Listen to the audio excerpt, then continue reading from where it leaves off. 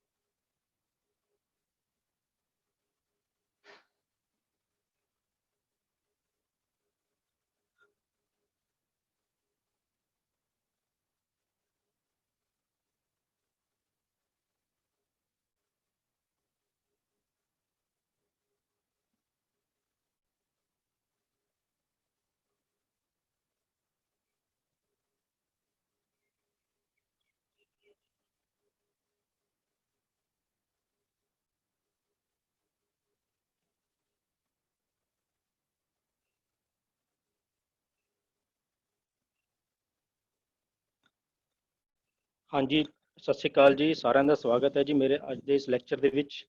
ਮੈਂ Sarabjit Singh, electrician instructor, government IT Patiala Punjab ਤੋਂ ਆਪਣੀ ਸੇਵਾ ਨਿਭਾ ਰਿਹਾ ਹਾਂ ਜੀ। ਵੈਲਕਮ ਹੈ ਜੀ ਸਾਰਿਆਂ ਦਾ। ਲੈਕਚਰ ਸਟਾਰਟ ਕਰਨ ਤੋਂ ਪਹਿਲਾਂ ਇੱਕ ਜ਼ਰੂਰੀ ਹਦਾਇਤਾਂ ਜੀ। ਅੱਜ ਦੇ ਸਮੇਂ ਦੇ ਵਿੱਚ ਜਿਹਦੇ ਕਿ ਪੂਰੇ ਦੇਸ਼ ਵਿੱਚ ਮਹਾਮਾਰੀ ਫੈਲੀ ਹੋਈ ਹੈ ਤੇ ਇਸ ਨੂੰ ਮੱਦੇਨਜ਼ਰ ਰੱਖਦੇ ਹੋਏ ਸਾਡੇ ਪੰਜਾਬ ਦੇ ਸੀਐਮ ਸਾਹਿਬ ਕੈਪਟਨ ਅਮਰਿੰਦਰ ਸਿੰਘ ਜੀ ਨੇ ਇੱਕ ਮਿਸ਼ਨ ਸਟਾਰਟ ਕੀਤਾ ਹੈ ਜਿਹਦਾ ਨਾਮ ਹੈ ਮਿਸ਼ਨ ਫਤਿਹ। ਤੇ ਮਿਸ਼ਨ ਫਤਿਹ ਦਾ ਮਤਲਬ ਇਹ ਹੈ ਜੀ, ਇਹਦਾ ਮਕਸਦ ਇਹ ਹੈ ਜੀ ਕਿ ਸਾਨੂੰ ਇਸ ਬਿਮਾਰੀਆਂ ਤੋਂ ਦੂਰ ਰੱਖਣ, ਆਪਣੇ ਆਪ ਨੂੰ ਇਸ ਬਿਮਾਰੀ ਤੋਂ ਦੂਰ ਰੱਖਣਾ, ਜਿਹਦੇ ਨਾਲ ਕਿ ਅਸੀਂ ਜਿਹੜਾ ਕਿ ਜ਼ਰੂਰੀ ਹਦਾਇਤਾਂ ਦੀ ਪਾਲਣਾ ਕਰਨੀ। ਬਾਹਰ ਜਾਣ ਸਮੇਂ ਅਸੀਂ ਆਪਣੇ ਫੇਸ ਤੇ ਮਾਸਕ ਲਗਾਉਣਾ ਜੀ, ਤੇ ਦੂਸਰੇ ਪਰਸਨ ਤੋਂ ਘੱਟੋ ਘੱਟ 2 ਮੀਟਰ ਦੀ ਦੂਰੀ ਰੱਖਣੀ ਹੈ, ਤੇ ਆਪਣੇ ਹੈਂਡਸ ਨੂੰ ਕਿਸੇ ਵੀ ਸਾਬਣ ਜਾਂ ਹੈਂਡ ਵਾਸ਼ ਦੇ ਨਾਲ ਘੱਟੋ ਘੱਟ 20 ਸੈਕਿੰਡਸ ਤੱਕ ਵਾਸ਼ ਕਰਨਾ ਹੈ। ਇਹ ਜ਼ਰੂਰੀ ਹਦਾਇਤਾਂ ਨਾਲ ਅਸੀਂ ਆਪਣੇ ਆਪ ਨੂੰ ਬਚਾ ਸਕਦੇ ਹਾਂ।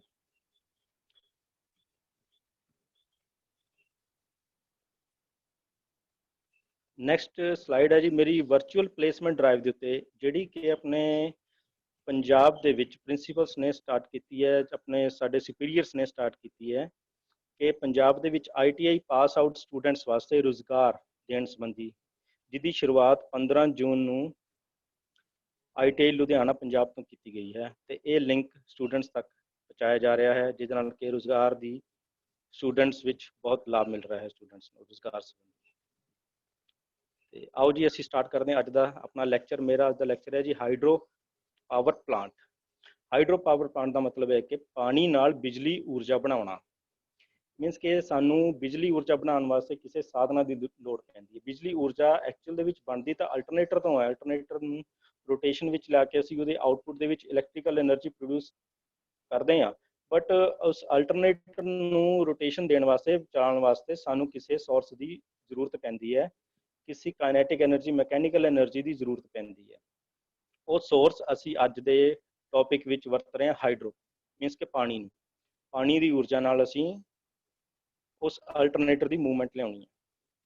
ਤੇ ਸਟਾਰਟ ਕਰਦੇ ਹਾਂ ਜੀ ਇੰਟਰੋਡਕਸ਼ਨ ਤੋਂ। ਇੰਟਰੋਡਕਸ਼ਨ ਦੇ ਵਿੱਚ ਇਹ ਹੈ ਜੀ ਕਿ ਪਾਣੀ ਨੂੰ ਅਸੀਂ ਗ੍ਰੈਵਿਟੇਸ਼ਨਲ ਫੋਰਸ ਦੇ ਨਾਲ, ਗ੍ਰੈਵਿਟੇਸ਼ਨ ਫੋਰਸ ਨਾਲ ਮਿਲਾ ਕੇ ਇੱਕ ਐਨਰਜੀ ਬਣਾਉਣੀ ਉਹਦੀ, ਮੀਨਸ ਕਿ ਉਹਦੀ ਪੋਟੈਂਸ਼ੀਅਲ ਐਨਰਜੀ ਨੂੰ ਯੂਜ਼ ਕਰਦੇ ਹੋਏ ਉਸ ਨੂੰ ਕੈਨੇਟਿਕ ਐਨਰਜੀ ਦੇ ਵਿੱਚ ਬਦਲਣਾ। ਪੋਟੈਂਸ਼ੀਅਲ ਐਨਰਜੀ ਤੇ ਕਾਈਨੈਟਿਕ ਐਨਰਜੀ ਕੀ ਹੁੰਦੀ ਹੈ? ਹਰ ਇੱਕ ਆਬਜੈਕਟ ਆਪਣੇ ਅੰਦਰ ਪੋਟੈਂਸ਼ੀਅਲ ਐਨਰਜੀ ਸਟੋਰ ਰੱਖਦਾ ਹੈ, ਕੋਈ ਵੀ ਆਬਜੈਕਟ ਹੋਵੇ, ਤੇ ਉਹ ਆਪਣੀ ਪੋਟੈਂਸ਼ੀਅਲ ਐਨਰਜੀ ਨੂੰ ਕਿਸ ਹੱਦ ਤੱਕ ਯੂਜ਼ ਕਰਦਾ ਹੈ, ਅਸੀਂ ਉਸ ਦੇ ਉੱਤੇ ਅੱਜ ਦੀ ਚਰਚਾ ਹੈ। ਕਿ ਜਿਵੇਂ ਕਿ ਉਹਦੇ ਵਿੱਚ ਉਸ ਨੂੰ, ਜਿਵੇਂ ਪਿਕਚਰ ਦੇ ਵਿੱਚ ਸ਼ੋ ਕੀਤਾ ਗਿਆ ਹੈ ਕਿ ਇੱਕ ਬੱਚਾ ਸਾਈਕਲ ਦੇ ਉੱਤੇ ਬੈਠਾ ਤੇ ਇੱਕ ਹਾਈਟ ਦੇ ਉੱਤੇ ਹੈ, ਤੇ ਉਹ ਸਲਾਈਡ ਕਰ ਰਿਹਾ ਨੀਚੇ, ਆਪਣੀ ਪੋਟੈਂਸ਼ੀਅਲ ਐਨਰਜੀ ਬੱਚੇ ਦੇ ਵਿੱਚ ਸਟੋਰ ਹੈ, ਉਹ ਪੋਟੈਂਸ਼ੀਅਲ ਐਨਰਜੀ ਨੂੰ ਲੈ ਕੇ ਸਲਾਈਡ ਕਰ ਰਿਹਾ ਗ੍ਰੈਵਿਟੇਸ਼ਨਲ ਫੋਰਸ ਨੂੰ ਆਪਣੇ ਨਾਲ ਜੋੜਦੇ ਹੋਏ, ਤੇ ਉਹਦੀ ਜਿਹੜੀ ਸਪੀਡ ਹੈ ਗ੍ਰੈਵਿਟੇਸ਼ਨ ਫੋਰਸ ਦੇ ਨਾਲ ਜੁੜ ਕੇ ਉਹ ਕਾਈਨੈਟਿਕ ਐਨਰਜੀ ਦੇ ਵਿੱਚ ਬਦਲੇਗੀ। ਉਹ ਕਾਈਨੈਟਿਕ ਐਨਰਜੀ ਜਦੋਂ ਕਿਸੇ ਰੋਟੇਟਿੰਗ ਪਾਰਟ ਦੇ ਨਾਲ ਟਕਰਾਏਗੀ ਤਾਂ ਉਹ ਇੱਕ ਰੋਟੇਟਿੰਗ ਐਨਰਜੀ ਬਦਲ ਜਾਏਗੀ, ਤੇ ਉਹ ਰੋਟੇਟਿੰਗ ਐਨਰਜੀ ਨੂੰ ਅਸੀਂ ਅੱਗੇ ਇਲੈਕਟ੍ਰੀਕਲ ਐਨਰਜੀ ਦੇ ਵਿੱਚ ਅਲਟਰਨੇਟਰ ਦੇ ਰੂਪ ਦੇ ਵਿੱਚ ਬਦਲਾਂਗੇ। ਠੀਕ ਹੈ ਜੀ, ਅਸੀਂ ਪੋਟੈਂਸ਼ੀਅਲ ਐਨਰਜੀ ਨੂੰ ਪਾਵਰ ਦੇ ਕੇ, ਗ੍ਰੈਵਿਟੇਸ਼ਨਲ ਫੋਰਸ ਦੇ ਕੇ ਉਹਨੂੰ ਅਸੀਂ ਕਾਈਨੈਟਿਕ ਐਨਰਜੀ ਦੇ ਵਿੱਚ ਬਦਲਣਾ ਹੈ, ਤੇ ਅਸੀਂ ਕਾਈਨੈਟਿਕ ਐਨਰਜੀ ਤੋਂ ਰੋਟੇਟਿੰਗ ਐਨਰਜੀ ਬਣਾਉਣੀ ਹੈ।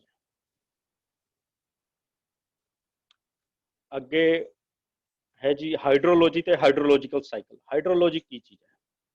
ਹਾਈਡਰੋਲੋਜੀ ਸਾਡੇ ਅਰਥ ਦੇ ਉੱਪਰ, ਸਰਫੇਸਿਸ ਦੇ ਉੱਪਰ ਪਾਣੀ ਦੀ ਅਵੇਲੇਬਿਲਿਟੀ ਨੂੰ ਦੱਸਦਾ ਕਿ ਸਾਨੂੰ ਕਿਸ ਰੂਪ ਦੇ ਵਿੱਚ ਪਾਣੀ ਹਾਈਡਰੋ ਅਵੇਲੇਬਲ ਹੁੰਦਾ, ਉਹ ਚਾਹੇ ਰੇਨ ਦੇ ਰੂਪ ਚ ਹੋਵੇ, ਸਨੋ ਦੇ ਰੂਪ ਚ ਹੋਵੇ, ਜਾਂ ਪੌਂਡ ਦੇ ਰੂਪ ਵਿੱਚ ਹੋਵੇ, ਕਿਸੇ ਲੇਕ ਦੇ ਰੂਪ ਵਿੱਚ ਹੋਵੇ, ਸਾਨੂੰ ਉਸ ਨੂੰ ਅਸੀਂ ਹਾਈਡਰੋਲੋਜੀ ਬੋਲਦੇ ਹਾਂ ਕਿ ਸਾਡੀ ਅਵੇਲੇਬਿਲਿਟੀ ਹੈ ਨੈਚੁਰਲ ਰਿਸੋਰਸਿਸ ਦੀ ਉੱਤੇ, ਉਸ ਨੂੰ ਅਸੀਂ ਹਾਈਡਰੋਲੋਜੀ ਬੋਲਦੇ ਹਾਂ। ਤੇ ਹਾਈਡਰੋਲੋਜੀਕਲ ਸਾਈਕਲ ਕੀ ਚੀਜ਼ ਹੈ? ਜਦੋਂ ਉਹ ਚੀਜ਼ ਸੋਲਰ ਰੇਜ਼ ਦੇ ਅਕੋਰਡਿੰਗ, ਸਨ ਰੇਜ਼ ਤੋਂ ਇਵੈਪੋਰੇਟ ਹੁੰਦੀਆਂ ਨੇ, ਸਾਈਕਲ ਹੁੰਦੀਆਂ ਨੇ, ਵਾਪਸ ਕਲਾਊਡਸ ਦੇ ਵਿੱਚ ਜਾਂਦੀਆਂ ਨੇ, ਉਸ ਨੂੰ ਅਸੀਂ ਹਾਈਡਰੋਲੋਜੀਕਲ ਸਾਈਕਲਸ ਬੋਲਦੇ ਹਾਂ। ਜਦੋਂ ਕਿ ਉਹ ਸਨਰੇਜ਼ ਦੇ ਨਾਲ ਹੀਟ ਅਪ ਹੋ ਕੇ ਇਵੈਪੋਰੇਟ ਹੋਏਗੀ ਅਰਥ ਦੇ ਸਰਫੇਸ ਤੋਂ, ਉਹ ਇਵੈਪੋਰੇਟ ਹੋ ਕੇ ਜਾਏਗੀ, ਉਹਨੂੰ ਅਸੀਂ ਹਾਈਡਰੋਲੋਜੀਕਲ ਸਾਈਕਲ ਬੋਲਾਂਗੇ। ਉਹ ਈਵਨ ਕਿ ਅਰਥ ਦੇ ਉੱਪਰ ਹੀ ਨਹੀਂ, ਅਰਥ ਦੇ ਨੀਚੇ ਵੀ ਗਰਾਊਂਡ ਵਾਟਰ ਜਿਹੜਾ ਹੁੰਦਾ ਹੈ, ਸਾਡੇ ਗਰਾਊਂਡ ਦੇ ਨੀਚੇ ਜਿਹੜਾ ਪਾਣੀ ਹੈ, ਉਹ ਟਰੀਜ਼ ਦੀ ਰੂਟਸ ਤੋਂ ਹੁੰਦੇ ਹੋਏ ਟਰੀਜ਼ ਦੀ ਬ੍ਰਾਂਚਿਸ ਵਿੱਚ ਜਾਂਦਾ ਹੈ, ਟਰੀਜ਼ ਦੀ ਬ੍ਰਾਂਚਿਸ ਤੋਂ ਲੀਵਸ ਦੇ ਵਿੱਚ ਜਾਂਦਾ ਹੈ, ਤੇ ਲੀਵ ਤੋਂ ਫਿਰ ਅੱਗੇ ਟਰਾਂਸਪੋਰੇਟ ਹੁੰਦਾ ਹੈ। ਉਹ ਇਵੈਪੋਰੇਟ ਨਹੀਂ, ਉਹਨੂੰ ਅਸੀਂ ਕਹਿੰਦੇ, ਉਹਨੂੰ ਅਸੀਂ ਟਰਾਂਸਪੋਰੇਟ ਕਹਿੰਦੇ ਹਾਂ। ਇਹ ਟਰਾਂਸਪੋਰੇਟ ਤੇ ਇਵੈਪੋਰੇਟ ਮਿਲ ਕੇ ਹੀ ਹਾਈਡਰੋਲੋਜੀਕਲ ਸਾਈਕਲ ਬਣਾਉਂਦੇ ਨੇ। ਉਹੀ ਫਿਰ ਪਾਣੀ ਇਵੈਪੋਰੇਟ ਤੇ ਟਰਾਂਸਪੋਰੇਟ ਹੋ ਕੇ ਕਲਾਊਡਸ ਵਿੱਚ ਜਾਂਦਾ ਹੈ, ਤੇ ਸਾਨੂੰ ਰੇਨ ਤੇ ਸਨੋ ਦੇ ਰੂਪ ਦੇ ਵਿੱਚ ਫਿਰ ਵਾਪਸ ਅਰਥ ਦੇ ਉੱਤੇ ਮਿਲਦਾ ਹੈ। ਇਹ ਸਾਡਾ ਹਾਈਡਰੋਲੋਜੀ ਦਾ ਹਾਈਡਰੋਲੋਜੀਕਲ ਸਾਈਕਲ ਹੈ। ਨੈਕਸਟ ਸਲਾਈਡ ਹੈ ਜੀ ਮੇਰੀ, types of hydro power plant. Hydro power plant ਦੇ ਟਾਈਪ, ਡੈਮ ਟਾਈਪ ਤੇ run of river type. Dam type ਅਸੀਂ ਨਾਰਮਲੀ ਦੇਖਦੇ ਹਾਂ ਕਿ ਡੈਮ ਕਿਤੇ ਬਣਿਆ ਹੁੰਦਾ, ਭਾਖੜਾ ਡੈਮ ਹੈ, ਕੋਈ ਹੋਰ ਡੈਮ ਹੈ, ਉਸ ਤਰ੍ਹਾਂ ਅਸੀਂ ਸਾਨੂੰ ਦਿਖਦੇ, ਬਟ ਇੱਕ ਡੈਮ ਦਾ ਮਤਲਬ ਕੀ ਹੈ? ਡੈਮ ਟਾਈਪ ਉਹ ਹੁੰਦਾ ਜਦੋਂ ਅਸੀਂ ਕਿਸੇ ਪਾਣੀ ਨੂੰ, ਕਿਸੇ ਚੱਲਦੇ ਹੋਏ ਪਾਣੀ ਨੂੰ ਅਸੀਂ ਰੋਕ ਲਾਉਂਦੇ ਹਾਂ, ਬੰਨ ਲਾਉਂਦੇ ਹਾਂ, ਉਹਨੂੰ ਅਸੀਂ ਤਿੰਨ ਸਾਈਡ ਦੇ ਉੱਤੋਂ ਬੰਦ ਕਰ ਦਿੰਦੇ ਹਾਂ, ਤੇ ਉਸੇ ਰਿਜ਼ਰਵਾਇਰ ਬਣਾਉਂਦੇ ਹਾਂ ਉਹਨੂੰ, ਉੱਥੇ ਉਹਨੂੰ ਅਸੀਂ ਡੈਮ ਟਾਈਪ ਕਹਿੰਦੇ ਹਾਂ। ਇਹਦੇ ਨਾਲ ਅਸੀਂ ਕੀ ਕਰਦੇ ਹਾਂ ਕਿ ਪਾਣੀ ਦਾ ਹੈਡ ਵਧਾ ਸਕਦੇ ਹਾਂ, ਉਹਦੀ ਸਟੋਰੇਜ ਅਵੇਲੇਬਿਲਿਟੀ ਵਧਾ ਕੇ ਅਸੀਂ ਉਹਦਾ ਹੈਡ ਵਧਾ ਕੇ ਉੱਥੇ ਅਸੀਂ ਡੈਮ ਲਗਾ ਸਕਦੇ ਹਾਂ। ਡੈਮ ਦੀ ਜਿੰਨੀ ਹਾਈਟ ਹੋਏਗੀ ਉਹਨਾਂ ਉਹਦਾ ਹੈਡ ਹੋਏਗਾ, ਉਹਨਾਂ ਪਾਣੀ ਉੱਥੇ ਵੱਧ ਸਟੋਰ ਹੋ ਸਕਦਾ ਹੈ। Run of river, run of river plant ਕੀ ਚੀਜ਼ ਹੁੰਦਾ? ਰਨ ਆਫ ਰਿਵਰ ਪਲਾਂਟ ਹੁੰਦਾ ਜਿੱਥੇ ਸਾਨੂੰ ਕਿ ਸਟੋਰੇਜ ਦੀ ਫੈਸਿਲਿਟੀ ਨਹੀਂ ਹੁੰਦੀ, ਰਿਵਰ ਇੱਕ ਵਗ ਰਹੀ ਹੈ, ਉਹਦੇ ਅਸੀਂ ਚੱਲਦੇ ਹੋਏ ਰਨਿੰਗ ਦੇ ਵਿੱਚ ਅਸੀਂ ਉੱਥੇ ਇੱਕ ਡੈਮ, ਮੀਨਸ ਕਿ ਉੱਥੇ ਇੱਕ ਪਲਾਂਟ ਬਣਾਉਂਦੇ ਹਾਂ, ਉੱਥੇ ਇੱਕ ਡੈਮ ਨਹੀਂ ਬਣਾਉਂਦੇ, ਉੱਥੇ ਇੱਕ ਡਾਈਵਰਜ਼ਨ ਲਗਾ ਦਿੰਦੇ ਹਾਂ। ਮਤਲਬ ਕਿ ਚੱਲਦੇ ਹੋਏ ਪਾਣੀ ਦੇ ਵਿੱਚ ਅਸੀਂ ਉਹਦੇ ਫਰੰਟ ਦੇ ਉੱਤੇ ਰੋਕ ਕੇ ਉਹਨੂੰ ਇੱਕ ਡਾਈਵਰਜ਼ਨ ਬਣਾਉਂਦੇ ਹਾਂ, ਮੀਨਸ ਕਿ ਉਹਦੇ ਫਲੋ ਨੂੰ ਰੋਕ ਕੇ ਅਸੀਂ ਪ੍ਰੈਸ਼ਰ ਨੂੰ ਕ੍ਰੀਏਟ ਕਰਨਾ ਹੁੰਦਾ ਹੈ। ਫਲੋ ਜਿਹੜਾ ਕਿ ਸਾਨੂੰ ਜ਼ਿਆਦਾ ਮਿਲ ਰਿਹਾ, ਅਸੀਂ ਬਣਾਉਣਾ ਪ੍ਰੈਸ਼ਰ। ਫਲੋ ਤੇ ਪ੍ਰੈਸ਼ਰ ਇੱਕ ਦੂਸਰੇ ਦੇ ਓਪੋਜ਼ਿਟ ਹੁੰਦੇ ਨੇ। ਜੇ ਸਾਨੂੰ ਫਲੋ ਵੱਧ ਹੈ ਤਾਂ ਸਾਨੂੰ ਪ੍ਰੈਸ਼ਰ ਨਹੀਂ ਮਿਲ ਪਾਏਗਾ, ਸਾਨੂੰ ਫਲੋ ਨੂੰ ਘਟਾ ਕੇ ਪ੍ਰੈਸ਼ਰ ਵਧਾਉਣਾ ਪਏਗਾ। ਅਸੀਂ ਉਸ ਨਦੀ ਦੇ ਰੂਪ ਵਿੱਚ ਛੋਟਾ ਜਿਹਾ ਸੂਆ ਬਣਾ ਕੇ, ਛੋਟਾ ਜਿਹਾ ਟਨਲ ਬਣਾ ਕੇ ਅਸੀਂ ਉੱਥੋਂ ਪ੍ਰੈਸ਼ਰ ਕ੍ਰੀਏਟ ਕਰਦੇ ਹਾਂ, ਜਿੱਥੇ ਅਸੀਂ ਟਰਬਾਈਨ ਲਗਾਈ ਹੈ। ਇੱਕ ਰੋਟੇਟਿੰਗ ਪਾਰਟ ਸਾਨੂੰ ਮਿਲ ਜਾਏਗਾ ਉੱਥੇ, ਜਿਹਦੇ ਨਾਲ ਕਿ ਬਿਜਲੀ ਊਰਜਾ ਪੈਦਾ ਹੋਏਗੀ। ਇਹੋ ਜਿਹੇ ਪਲਾਂਟ ਸਾਡੇ ਪੀਕ ਲੋਡ ਤੇ ਬੇਸ ਲੋਡ ਵਿੱਚ ਵਰਤੇ ਜਾਂਦੇ ਨੇ। ਪੀਕ ਲੋਡ ਤੇ ਬੇਸ ਲੋਡ ਬਾਰੇ ਮੈਂ ਨੈਕਸਟ ਸਲਾਈਡ ਵਿੱਚ ਦੱਸਾਂਗਾ। classification of hydro power plant overall based on overall head, high head plants, medium head plants ਤੇ low head plants। ਇਹ ਡਿਪੈਂਡ ਕਰਦੇ ਨੇ ਸਾਡੀ ਰਿਕੁਆਇਰਮੈਂਟ ਤੇ ਜਾਂ ਲੋਕੈਲਿਟੀ ਤੇ ਵੀ ਕਿਸ ਤਰ੍ਹਾਂ ਦੀ ਲੋਕੇਸ਼ਨ ਤੇ ਅਸੀਂ ਪਲਾਂਟ ਲਗਾ ਰਹੇ ਹਾਂ, ਉੱਥੇ ਹਾਈ ਹੈਡ ਦੀ ਲੋਡ ਹੈ, ਮੀਡੀਅਮ ਹੈਡ ਜਾਂ ਲੋ ਹੈਡ ਦੀ ਲੋਡ ਹੈ। ਨੈਕਸਟ ਹੈ based on nature of loads, nature of loads ਦੇ ਉੱਤੇ ਬੇਸ ਲੋਡ ਪਲਾਂਟ ਤੇ peak load plant.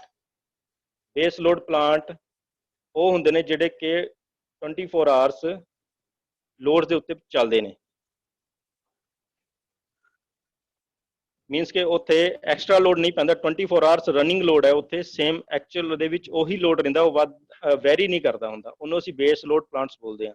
Peak load plants ਉਹ ਹੁੰਦੇ ਨੇ ਜਿਹਦੇ ਵਿੱਚ ਇੱਕ ਦਿਨ ਦੇ ਵਿੱਚ 3 ਤੋਂ 4 ਘੰਟੇ ਵਾਸਤੇ ਕੋਈ ਐਕਸਟਰਾ ਲੋਡ ਆਉਂਦਾ ਹੈ, ਜਿਸ ਨੂੰ ਅਸੀਂ ਪੀਕ ਲੋਡ ਪਲਾਂਟ ਬੋਲਦੇ ਹਾਂ, ਕਿ ਉਹ ਉਸ ਟਾਈਮ ਦੇ ਵਿੱਚ ਜਿਹੜਾ ਬੇਸ ਲੋਡ ਤੋਂ ਵੱਧ ਲੋਡ ਹੁੰਦਾ ਹੈ, ਜਿਵੇਂ ਕਿ ਨਾਈਟ ਦੇ ਵਿੱਚ, ਈਵਨਿੰਗ ਤੇ ਨਾਈਟ ਦੇ ਵਿੱਚ ਜਿਹੜਾ ਟਾਈਮ ਹੁੰਦਾ ਹੈ ਉਹ ਅਸੀਂ 6 ਤੋਂ 9 ਹੋ ਸਕਦਾ ਹੈ, 7 ਤੋਂ 10 ਹੋ ਸਕਦਾ ਹੈ, ਅਕੋਰਡਿੰਗ ਟੂ ਵਿੰਟਰ ਔਰ ਸਮਰ। ਉਹ ਉੱਥੇ ਅਸੀਂ ਪੀਕ ਲੋਡ ਪਲਾਂਟਸ ਲਗਾਉਂਦੇ ਹਾਂ ਕਿ ਸਾਡੀ ਜਿਹੜੀ ਐਕਸਟਰਾ ਲੋਡ ਜਿਹੜਾ ਆ ਰਿਹਾ ਸਾਡੇ ਪਲਾਂਟ ਦੇ ਉੱਤੇ ਉਹਦੀ ਪੂਰਤੀ ਹੋ ਸਕੇ, ਸਾਨੂੰ ਐਕਸਟਰਾ ਲੋਡ ਅਸੀਂ ਉੱਥੋਂ ਜਨਰੇਟ ਕਰ ਸਕੀਏ, ਐਕਸਟਰਾ ਇਲੈਕਟ੍ਰੀਕਲ એનર્ਜੀ ਉੱਥੋਂ ਜਨਰੇਸ਼ਨ ਹੋ ਸਕੇ। ਨੈਕਸਟ ਹੈ availability of water based storage plants, run of river plants, pump storage plants ਤੇ mini and micro hydel plants. Storage plants ਹੁੰਦੇ ਨੇ ਜਿੱਥੇ ਅਸੀਂ ਪਾਣੀ ਨੂੰ ਸਟੋਰ ਕੀਤਾ, ਮੀਨਸ ਕਿ ਇੱਕ ਜਗ੍ਹਾ ਤੇ ਅਸੀਂ ਪੌਂਡ ਹੈ ਛੋਟਾ ਜਿਹਾ ਜਾਂ ਕੋਈ ਛੋਟਾ ਜਿਹਾ ਰਿਜ਼ਰਵਾਇਰ ਬਣਾ ਕੇ ਅਸੀਂ ਉਹਨੂੰ ਉੱਥੇ ਸਟੋਰ ਕਰ ਰਹੇ ਹਾਂ, ਉੱਥੋਂ ਅਸੀਂ ਆਪਣਾ ਟਰਬਾਈਨ ਲਗਾ ਕੇ ਉਹਨੂੰ ਅਸੀਂ ਯੂਜ਼ ਕਰ ਰਹੇ ਹਾਂ, ਛੋਟਾ ਪਲਾਂਟਸ ਲਗਾਇਆ। Run of river plants, run of river plants ਮੈਂ ਤੁਹਾਨੂੰ ਲਾਸਟ ਸਲਾਈਡ ਵਿੱਚ ਦੱਸਿਆ ਹੈ ਕਿ ਰਨ ਆਫ ਰਿਵਰ ਪਲਾਂਟਸ ਉਹ ਹੁੰਦੇ ਨੇ ਜਿਹੜੇ ਕਿ ਰਨਿੰਗ ਰਿਵਰ ਨੂੰ ਅਸੀਂ ਡਾਈਵਰਜ਼ਨ ਬਣਾ ਕੇ ਉੱਥੇ ਇੱਕ ਛੋਟਾ ਪਲਾਂਟ ਲਗਾ ਦਿੰਦੇ ਹਾਂ, ਉੱਥੇ ਅਸੀਂ ਕੋਈ ਡੈਮ ਨਹੀਂ ਬਣਾਉਂਦੇ, ਕੋਈ ਅਸੀਂ ਰਿਜ਼ਰਵਾਇਰ ਨਹੀਂ ਬਣਾਉਂਦੇ, ਕੋਈ ਸਟੋਰੇਜ ਨਹੀਂ ਕਰਦੇ, ਉੱਥੇ ਅਸੀਂ ਰਨਿੰਗ ਰਿਵਰ ਨੂੰ ਹੀ, ਰਨਿੰਗ ਵਾਟਰ ਨੂੰ ਹੀ ਲੈ ਕੇ ਉੱਥੇ ਇੱਕ ਡਾਈਵਰਜ਼ਨ ਬਣਾ ਕੇ, ਟਨਲ ਬਣਾ ਕੇ ਉੱਥੇ ਅਸੀਂ ਪਲਾਂਟ ਲਗਾ ਦਿੰਦੇ ਹਾਂ। Pump storage plants, pump storage plants ਉਹ ਪਲਾਂਟ ਨੇ ਜਿੱਥੇ ਕਿ ਸਾਨੂੰ ਮਤਲਬ ਕਿ ਪ੍ਰੋਪਰ ਸਟੋਰੇਜ ਨਹੀਂ ਹੁੰਦੀ, ਪ੍ਰੋਪਰ ਰਿਜ਼ਰਵਾਇਰ ਨਹੀਂ ਹੁੰਦਾ, ਛੋਟਾ ਜਿਹਾ ਰਿਜ਼ਰਵਾਇਰ ਅਸੀਂ ਆਰਟੀਫਿਸ਼ਲ ਰਿਜ਼ਰਵਾਇਰ ਜਿਹਨੂੰ ਅਸੀਂ ਕਹਿੰਦੇ ਛੋਟਾ ਰਿਜ਼ਰਵਾਇਰ ਅਸੀਂ ਉੱਥੇ ਬਣਾ ਕੇ ਉੱਥੇ ਅਸੀਂ ਡੈਮ ਲਗਾ ਕੇ, ਛੋਟਾ ਡੈਮ ਲਗਾ ਕੇ ਪ੍ਰੋਪਰ ਹਾਈਡਰੋ ਪਾਵਰ ਪਲਾਂਟ ਉੱਥੇ ਲਗਾ ਦਿੰਦੇ ਹਾਂ, ਛੋਟਾ ਜਿਹਾ ਹਾਈਡਰੋ ਪਾਵਰ ਪਲਾਂਟ ਉੱਥੇ ਲਗਾ ਦਿੰਦੇ ਹਾਂ। ਬਟ ਇੱਕ ਜਿਹੜਾ ਉੱਥੋਂ ਪਾਣੀ ਟਰਬਾਈਨ ਤੋਂ ਹੋ ਕੇ ਸਾਡੇ ਸਪਿਲਵੇ 'ਚ ਆਉਂਦਾ, ਅੱਗੇ ਪਾਣੀ ਨਿਕਲਦਾ ਹੈ, ਉਹਨੂੰ ਅਸੀਂ ਦੁਬਾਰਾ ਰੀਸਾਈਕਲ ਕਰਕੇ ਆਪਣੇ ਸਟੋਰੇਜ ਦੇ ਵਿੱਚ ਪਾਉਂਦੇ ਹਾਂ, ਉਸੇ ਰਿਜ਼ਰਵਾਇਰ ਦੇ ਵਿੱਚ ਪਾਉਂਦੇ ਹਾਂ, ਜਿਹਨੂੰ ਅਸੀਂ ਪੰਪ ਸਟੋਰੇਜ ਪਲਾਂਟ ਬੋਲਦੇ ਹਾਂ। ਇਹ ਅਸੀਂ ਤਾਂ ਪਾਉਂਦੇ ਹਾਂ ਜਦੋਂ ਸਾਨੂੰ ਪੀਕ ਲੋਡ ਦੇ ਵਿੱਚ ਜ਼ਰੂਰਤ ਹੁੰਦੀ ਹੈ। ਨਾਰਮਲੀ ਤੇ ਅਸੀਂ ਸਟੋਰੇਜ ਪਲਾਂਟ ਤੋਂ ਲੈਂਦੇ ਰਹਿੰਦੇ ਹਾਂ ਪਾਣੀ ਬੇਸ ਲੋਡ ਦੇ ਵਿੱਚ, ਬੇਸ ਟਾਈਮ ਦੇ ਵਿੱਚ, ਜਦੋਂ ਪੀਕ ਆਰਸ ਆਉਂਦੇ ਨੇ, ਪੀਕ ਟਾਈਮਿੰਗ ਹੁੰਦੀ ਹੈ, ਉਦੋਂ ਅਸੀਂ ਉਸੇ ਪਾਣੀ ਨੂੰ ਵਾਪਸ ਸਾਈਕਲ ਕਰਦੇ ਹਾਂ, ਰੀਸਾਈਕਲ ਕਰਦੇ ਹਾਂ, ਸਟੋਰੇਜ ਦੇ ਵਿੱਚ ਵਾਪਸ ਪਾਉਂਦੇ ਹਾਂ ਤਾਂ ਕਿ ਸਾਡਾ ਵਾਟਰ ਲੈਵਲ ਪ੍ਰੋਪਰ ਰਹੇ ਤੇ ਸਾਨੂੰ ਫੁੱਲ ਪ੍ਰੈਸ਼ਰ ਮਿਲ ਸਕੇ ਤੇ ਸਾਡੀ ਟਰਬਾਈਨ ਦੇ ਵਿੱਚ ਕੋਈ ਰਿਸਟ੍ਰਿਕਸ਼ਨਸ ਨਾ ਆਵੇ, ਸਾਡੀ ਜਨਰੇਸ਼ਨ ਪ੍ਰੋਪਰ ਕੰਟੀਨਿਊ ਰਹੇ।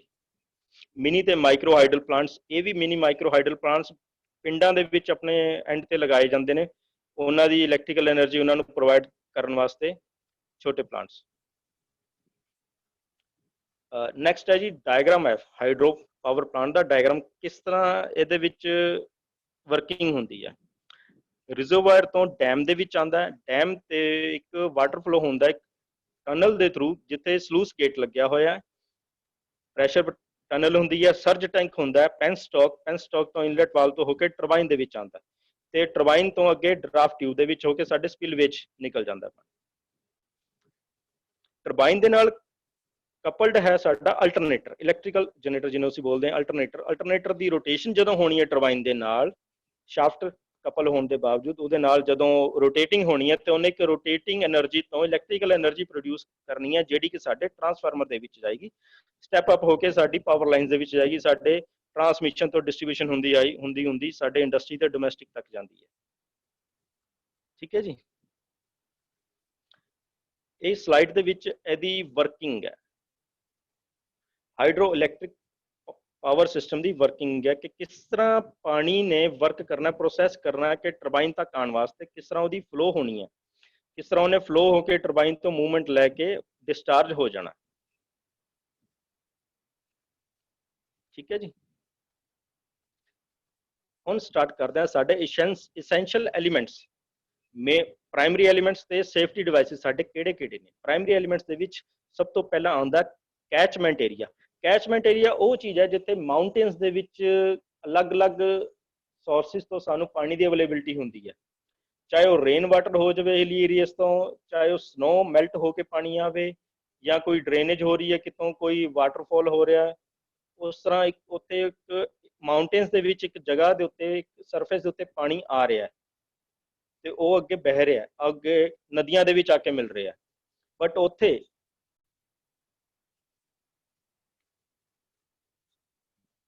ਅਸੀਂ ਕੀ ਕਰਾਂਗੇ, ਉੱਥੇ ਇੱਕ ਅਸੀਂ ਪ੍ਰੋਪਰ ਇੱਕ ਮਤਲਬ ਕਿ ਜਿੱਥੇ ਪਾਣੀ ਸਾਨੂੰ ਅਵੇਲੇਬਿਲਿਟੀ ਹੋ ਰਹੀ ਹੈ ਉਹਨੂੰ ਅਸੀਂ ਕੈਚਮੈਂਟ ਏਰੀਆ ਕਹਾਂਗੇ, ਜਿੱਥੇ ਸਾਨੂੰ ਸਾਰੀ ਸੋਰਸਿਸ ਤੋਂ ਆ ਕੇ ਪਾਣੀ ਦੀ ਅਵੇਲੇਬਿਲਿਟੀ ਹੋ ਰਹੀ ਹੈ। ਠੀਕ ਹੈ ਜੀ।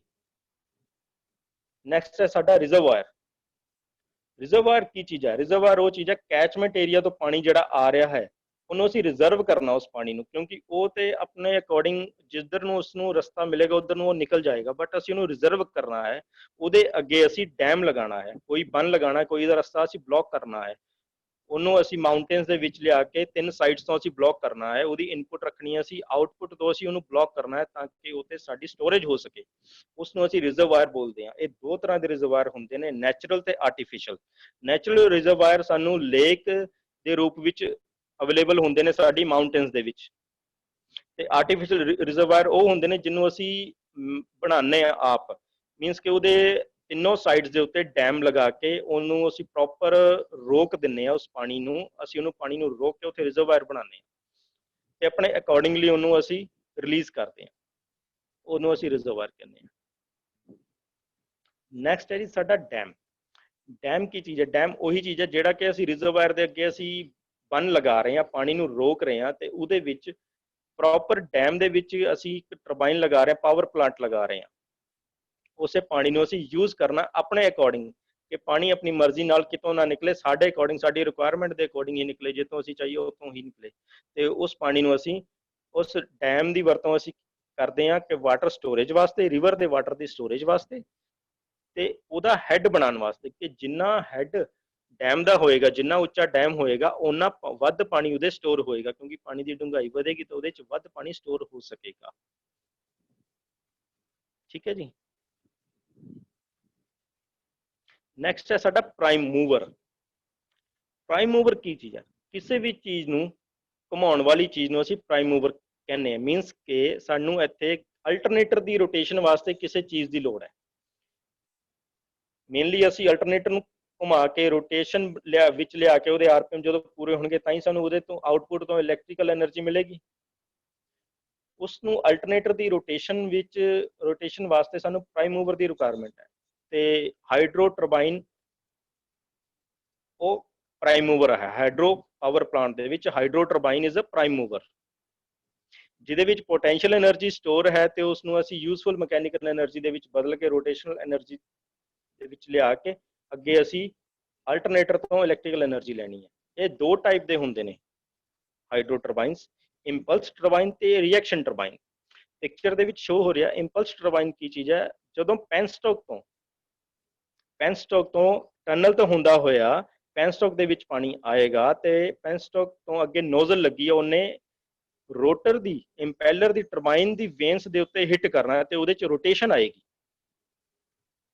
ਉਹਦੇ ਚ ਰੋਟੇਸ਼ਨ ਆਏਗੀ ਤੇ ਉਹ ਰੋਟੇਸ਼ਨ ਦੇ ਨਾਲ ਸ਼ਾਫਟ ਲੱਗੀ ਹੋਈ ਹੈ, ਸ਼ਾਫਟ ਦੇ ਨਾਲ ਅਲਟਰਨੇਟਰ ਦੀ ਮੂਵਮੈਂਟ ਹੋਏਗੀ ਤੇ ਸਾਨੂੰ ਇਲੈਕਟ੍ਰੀਕਲ એનર્ਜੀ ਮਿਲੇਗੀ।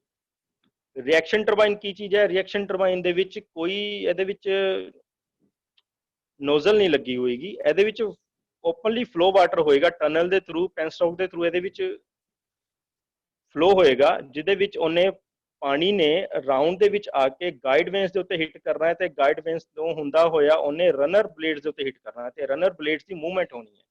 ਗਾਈਡ ਵੇਨਸ ਸਾਡਾ ਸਟੇਸ਼ਨਰੀ ਪਾਰਟ ਹੈ, ਰਨਰ ਬਲੇਡ ਸਾਡਾ ਰੋਟੇਟਿੰਗ ਪਾਰਟ ਹੈ। ਜਦੋਂ ਰਨਰ ਬਲੇਡਸ ਦੇ ਉੱਤੇ ਹਿੱਟ ਕਰਨਾ ਉਹਨੇ ਪਾਣੀ ਨੇ ਤੇ ਉਹਦੀ ਰੋਟੇਸ਼ਨਲ એનર્ਜੀ ਬਣ ਜਾਏਗੀ, ਉਹ ਰੋਟੇਟਿੰਗ ਪਾਰਟ ਹੋਏਗਾ ਤੇ ਉਹ ਰੋਟੇਸ਼ਨ ਆਏਗੀ ਉਹਦੇ ਵਿੱਚ ਤੇ ਸ਼ਾਫਟ ਨਾਲ ਜੁੜੀ ਹੋਈ ਟਰਬਾਈਨ ਸਾਡੀ ਰੋਟੇਟ ਕਰੇਗੀ ਤੇ ਉਹ ਪਾਣੀ ਸਾਡੀ ਡਰਾਫਟ ਟਿਊਬ ਦੇ ਥਰੂ ਬਾਹਰ ਨਿਕਲ ਜਾਏਗਾ। ਡਰਾਫਟ ਟਿਊਬ ਕੀ ਚੀਜ਼ ਹੈ? ਸਟੂਡੈਂਟਸ, ਮੈਂ ਆਪਣੀ ਸਲਾਈਡ ਦੇ ਵਿੱਚ ਸਟੈਪ ਬਾय ਸਟੈਪ ਹਰ ਇੱਕ ਜਾਣਕਾਰੀ ਦੇਣ ਦੀ ਕੋਸ਼ਿਸ਼ ਕੀਤੀ ਹੈ। ਡਰਾਫਟ ਟਿਊਬ ਕੀ ਚੀਜ਼ ਹੈ? ਡਰਾਫਟ ਟਿਊਬ ਉਹ ਚੀਜ਼ ਹੈ ਜਿਹੜੀ ਕਿ ਡਿਲੀਵਰ ਕਰਦੀ ਹੈ ਜਿਹੜਾ ਕਿ ਪਾਣੀ ਰਨਰ ਤੋਂ ਜਾਂ ਟਰਬਾਈਨ ਤੋਂ ਐਗਜ਼ਿਟ ਹੋ ਰਿਹਾ ਹੈ। ਮੀਨਸ ਕਿ ਜਿਹੜੀ ਕਾਈਨੈਟਿਕ એનર્ਜੀ ਸਾਡੀ ਟਰਬਾਈਨ ਤੋਂ ਮਿਲ ਰਹੀ ਹੈ ਉਹਨੂੰ ਪ੍ਰੋਪਰਲੀ ਮਿਲੇ, ਉਹਨੂੰ ਅਸੀਂ ਡਰਾਫਟ ਟਿਊਬ ਕਹਿੰਦੇ ਆ। ਡਰਾਫਟ ਟਿਊਬ ਕੀ ਚੀਜ਼ ਕਰਦੀ? ਸਾਡੀ ਜਿਹੜੀ ਇਨਪੁਟ ਪ੍ਰੈਸ਼ਰ, ਜਿਹੜਾ ਪੋਟੈਂਸ਼ੀਅਲ એનર્ਜੀ ਦੇ ਨਾਲ ਸਾਨੂੰ ਪ੍ਰੈਸ਼ਰ ਮਿਲ ਰਿਹਾ ਹੈ ਟਰਬਾਈਨ ਦੇ ਉੱਤੇ ਹਿੱਟ ਕਰਨ ਵਾਸਤੇ ਪਾਣੀ ਦਾ, ਉਸ ਪ੍ਰੈਸ਼ਰ ਨੂੰ ਇਨਕਰੀਜ਼ ਕਰਦੀ ਹੈ। ਸਟੂਡੈਂਟਸ, ਜਿਵੇਂ ਕਿ ਅਸੀਂ ਦੇਖਿਆ ਕਿ ਕਿਸੇ ਪਾਈਪ ਦੇ ਅੱਗੇ ਅਸੀਂ ਕੋਈ ਰੋਟੇਟਿੰਗ ਪਾਰਟ ਲਗਾਤਾ, ਸਮਝੋ ਕਿ ਅਸੀਂ ਟਰਬਾਈਨ ਹੀ ਲਗਾਤੀ, ਛੋਟਾ ਜਿਹਾ ਫੈਨ ਲਗਾ ਦਿੱਤਾ, ਤੇ ਉਹਦੇ ਅਗਲੇ ਐਂਡ ਦੇ ਉੱਤੇ ਦੂਸਰੇ ਸਿਰੇ ਦੇ ਉੱਤੇ ਅਸੀਂ ਫਿਰ ਇੱਕ ਟਿਊਬ ਲਗਾਤੀ ਜਿਹਨੂੰ ਕਿ ਡਰਾਫਟ ਟਿਊਬ ਕਹਿ ਰਹੇ ਹਾਂ। ਪਾਈਪ ਦੇ ਮੀਨਸ ਕਿ ਦੋ ਪੀਸ ਲਏ, ਸੈਂਟਰ ਦੇ ਵਿੱਚ ਅਸੀਂ ਇੱਕ ਰੋਟੇਟਿੰਗ ਪਾਰਟ ਮੀਨਸ ਕਿ ਕੋਈ ਇੰਪੈਲਰ ਜਾਂ ਕੋਈ ਟਰਬਾਈਨ ਟਾਈਪ ਕੋਈ ਚੀਜ਼ ਲਗਾਤੀ, ਅਸੀਂ ਇੱਕ ਸਾਈਡ ਤੋਂ ਪਾਣੀ ਉਹਦੇ ਤੇ ਪ੍ਰੈਸ਼ਰ ਹਿੱਟ ਕੀਤਾ ਤੇ ਉਹ 'ਚ ਰੋਟੇਸ਼ਨ ਆਈ ਤੇ ਦੂਸਰੀ ਪਾਈਪ ਦੇ ਥਰੂ ਉਹ ਪਾਣੀ ਨਿਕਲ ਗਿਆ, ਤੇ ਉਹਦੇ 'ਚ ਪ੍ਰੈਸ਼ਰ ਕ੍ਰੀਏਟ ਰਹੇਗਾ। ਕਿਉਂਕਿ ਪ੍ਰੈਸ਼ਰ ਤਾਂ ਬਣਦਾ ਜਦੋਂ ਕਿਸੇ ਸੀਲਡ ਏਰੀਆ ਦੇ ਵਿੱਚ ਕੋਈ ਚੀਜ਼ ਲੰਘਦੀ ਹੈ ਤੇ ਉਹ ਪ੍ਰੈਸ਼ਰ ਬਣਾਉਂਦੀ ਹੈ। ਜਦੋਂ ਓਪਨ ਸਰਫੇਸ ਦੇ ਵਿੱਚ ਕੋਈ ਚੀਜ਼ ਲੰਘਦੀ ਹੈ ਤੇ ਉਹ ਸਿਰਫ ਫਲੋ ਰਹਿ ਜਾਂਦਾ, ਉਹ ਪ੍ਰੈਸ਼ਰ ਨਹੀਂ ਕ੍ਰੀਏਟ ਹੁੰਦਾ ਉੱਤੇ। ਇਸ ਕਰਕੇ ਸਾਨੂੰ ਡਰਾਫਟ ਟਿਊਬ ਦੀ ਲੋੜ ਪੈਂਦੀ ਹੈ ਤਾਂ ਕਿ ਜਿਹੜਾ ਸਾਨੂੰ ਪ੍ਰੈਸ਼ਰ ਇਨਪੁਟ ਦੇ ਵਿੱਚ ਮਿਲ ਰਿਹਾ ਟਰਬਾਈਨ ਦੇ ਉੱਤੇ ਉਹ ਸਾਨੂੰ ਪ੍ਰੋਪਰ ਅਵੇਲੇਬਿਲਿਟੀ, ਉਹ ਪ੍ਰੋਪਰ ਸਾਨੂੰ ਫਾਇਦਾ ਦੇ ਸਕੇ। ਕਿਉਂਕਿ ਜਦੋਂ ਉਹਨੇ ਹਿੱਟ ਕਰਨਾ ਤੇ ਉਹਨੇ ਫਲੋ ਦੇ ਵਿੱਚ ਬਦਲ ਜਾਣਾ ਤੇ ਉਹਦੀ ਪ੍ਰੋਪਰ ਸਾਨੂੰ ਐਫੀਸ਼ੀਐਂਸੀ ਨਹੀਂ ਮਿਲਣੀ। ਐਫੀਸ਼ੀਐਂਸੀ ਟਰਬਾਈਨ ਦੀ ਲੈਣ ਵਾਸਤੇ ਸਾਨੂੰ ਡਰਾਫਟ ਟਿਊਬ ਦੀ ਜ਼ਰੂਰਤ ਪੈਂਦੀ ਹੈ। ਇਹ ਡਰਾਫਟ ਟਿਊਬ ਸਾਡੇ ਟੇਲ ਰੇਸ ਤੋਂ ਪਹਿਲਾਂ ਲੱਗਦੀ ਹੈ, ਮੀਨਸ ਕਿ ਪੈਨਸਟੋਕ ਤੋਂ ਬਾਅਦ ਟਰਬਾਈਨ, ਟਰਬਾਈਨ ਤੋਂ ਬਾਅਦ ਡਰਾਫਟ ਟਿਊਬ, ਨੈਕਸਟ ਆਉਂਦੀ ਹੈ ਟੇਲ ਰੇਸ। ਟੇਲ ਰੇਸ ਕੀ ਚੀਜ਼ ਹੈ? ਸੌਰੀ, ਡਰਾਫਟ ਟਿਊਬ ਦੇ ਟਾਈਪਸ, ਕੋਨਿਕਲ ਡਰਾਫਟ ਟਿਊਬ ਤੇ elbow type draft tube. Conical draft tube ਅਸੀਂ ਇਹ ਸ਼ੇਪ ਦੇ ਵਿੱਚ ਦੇਖ ਰਹੇ, ਕੌਨ ਦੇ ਸ਼ੇਪ ਵਿੱਚ, ਤੇ ਐਲਬੋ ਡਰਾਫਟ ਟਿਊਬ ਸਾਨੂੰ ਸ਼ੋ ਹੋ ਰਹੀ ਹੈ ਪਿਕਚਰ ਦੇ ਵਿੱਚ। ਇਹ ਕੀ ਕਰਦੇ ਨੇ? ਇਹ ਸਾਨੂੰ ਅਕੋਰਡਿੰਗ ਟੂ ਸਾਡੀ ਲੋਕੇਸ਼ਨ ਜਾਂ ਸਾਡਾ ਜਿਹੜਾ ਡੈਮ ਹੈ ਉਹਦਾ ਹੈਡ ਕਿੰਨਾ ਹੈ, ਕਿਸ ਤਰ੍ਹਾਂ ਦੀ ਲੋਕੇਸ਼ਨ ਤੇ ਉਹ ਲੱਗਾ ਹੈ, ਉੱਥੇ ਇਸ ਤਰ੍ਹਾਂ ਦੀ ਡਰਾਫਟ ਟਿਊਬ ਯੂਜ਼ ਕੀਤੀਆਂ ਜਾਂਦੀਆਂ ਨੇ। ਟੇਲ ਰੇਸ, ਟੇਲ ਰੇਸ ਕੀ ਚੀਜ਼ ਹੈ? Flow of water. ਮੈਂ ਦੱਸਿਆ ਜਿਵੇਂ ਕਿ ਟਰਬਾਈਨ ਤੋਂ ਹਿੱਟ ਹੋ ਕੇ ਪਾਣੀ ਜਿਹੜਾ ਡਰਾਫਟ ਟਿਊਬ ਤੋਂ ਨਿਕਲ ਰਿਹਾ, ਰਿਲੀਜ਼ ਹੋ ਰਿਹਾ, ਉਹ ਟੇਲ ਰੇਸ ਦੇ ਥਰੂ ਹੀ ਬਾਹਰ ਜਾਏਗਾ। ਠੀਕ ਹੈ ਜੀ। ਟੇਲ ਰੇਸ ਮੀਨਸ ਕਿ ਜਿੱਥੋਂ ਪਾਣੀ ਨੇ ਨਿਕਲਣਾ ਹੈ, ਰਸ਼ ਕਰਨਾ ਹੈ, ਰਸ਼ਿੰਗ ਵਾਟਰ ਹੈ ਜਿਹੜਾ ਲੀਵ ਕਰੇਗਾ, ਜਿਹੜਾ ਸਟੇਸ਼ਨ ਤੋਂ ਨਿਕਲ ਜਾਏਗਾ, ਮੀਨਸ ਕਿ ਸਾਡੇ ਡੈਮ ਤੋਂ ਜਿਹੜਾ ਨਿਕਲ ਜਾਏਗਾ ਪਾਣੀ। ਕਿਉਂਕਿ ਟਰਬਾਈਨ ਹੈ ਜਿਹੜੀ ਡੈਮ ਦਾ ਇੰਟਰਨਲ ਪਾਰਟ ਹੈ, ਉਹ ਡੈਮ ਦੇ ਅੰਦਰ ਲੱਗੀ ਹੁੰਦੀ ਹੈ, ਹਿਡਨ ਦੇ ਵਿੱਚ, ਤੇ ਪਾਣੀ ਜਿਹੜਾ ਨਿਕਲੇਗਾ ਉਹ ਸਾਨੂੰ ਟੇਲ ਰੇਸ ਤੋਂ ਬਾਹਰ ਨਿਕਲੇਗਾ, ਉਹ ਡੈਮ ਤੋਂ ਬਾਹਰ ਆ ਜਾਂਦਾ, ਉਹ ਟੇਲ ਰੇਸ ਦੇ ਵਿੱਚ ਆ ਜਾਂਦਾ, ਉਹਨੂੰ ਅਸੀਂ ਟੇਲ ਰੇਸ ਬੋਲਦੇ ਹਾਂ, ਜਿੱਥੋਂ ਪਾਣੀ ਨੇ ਐਗਜ਼ਿਟ ਹੋਣਾ ਹੈ।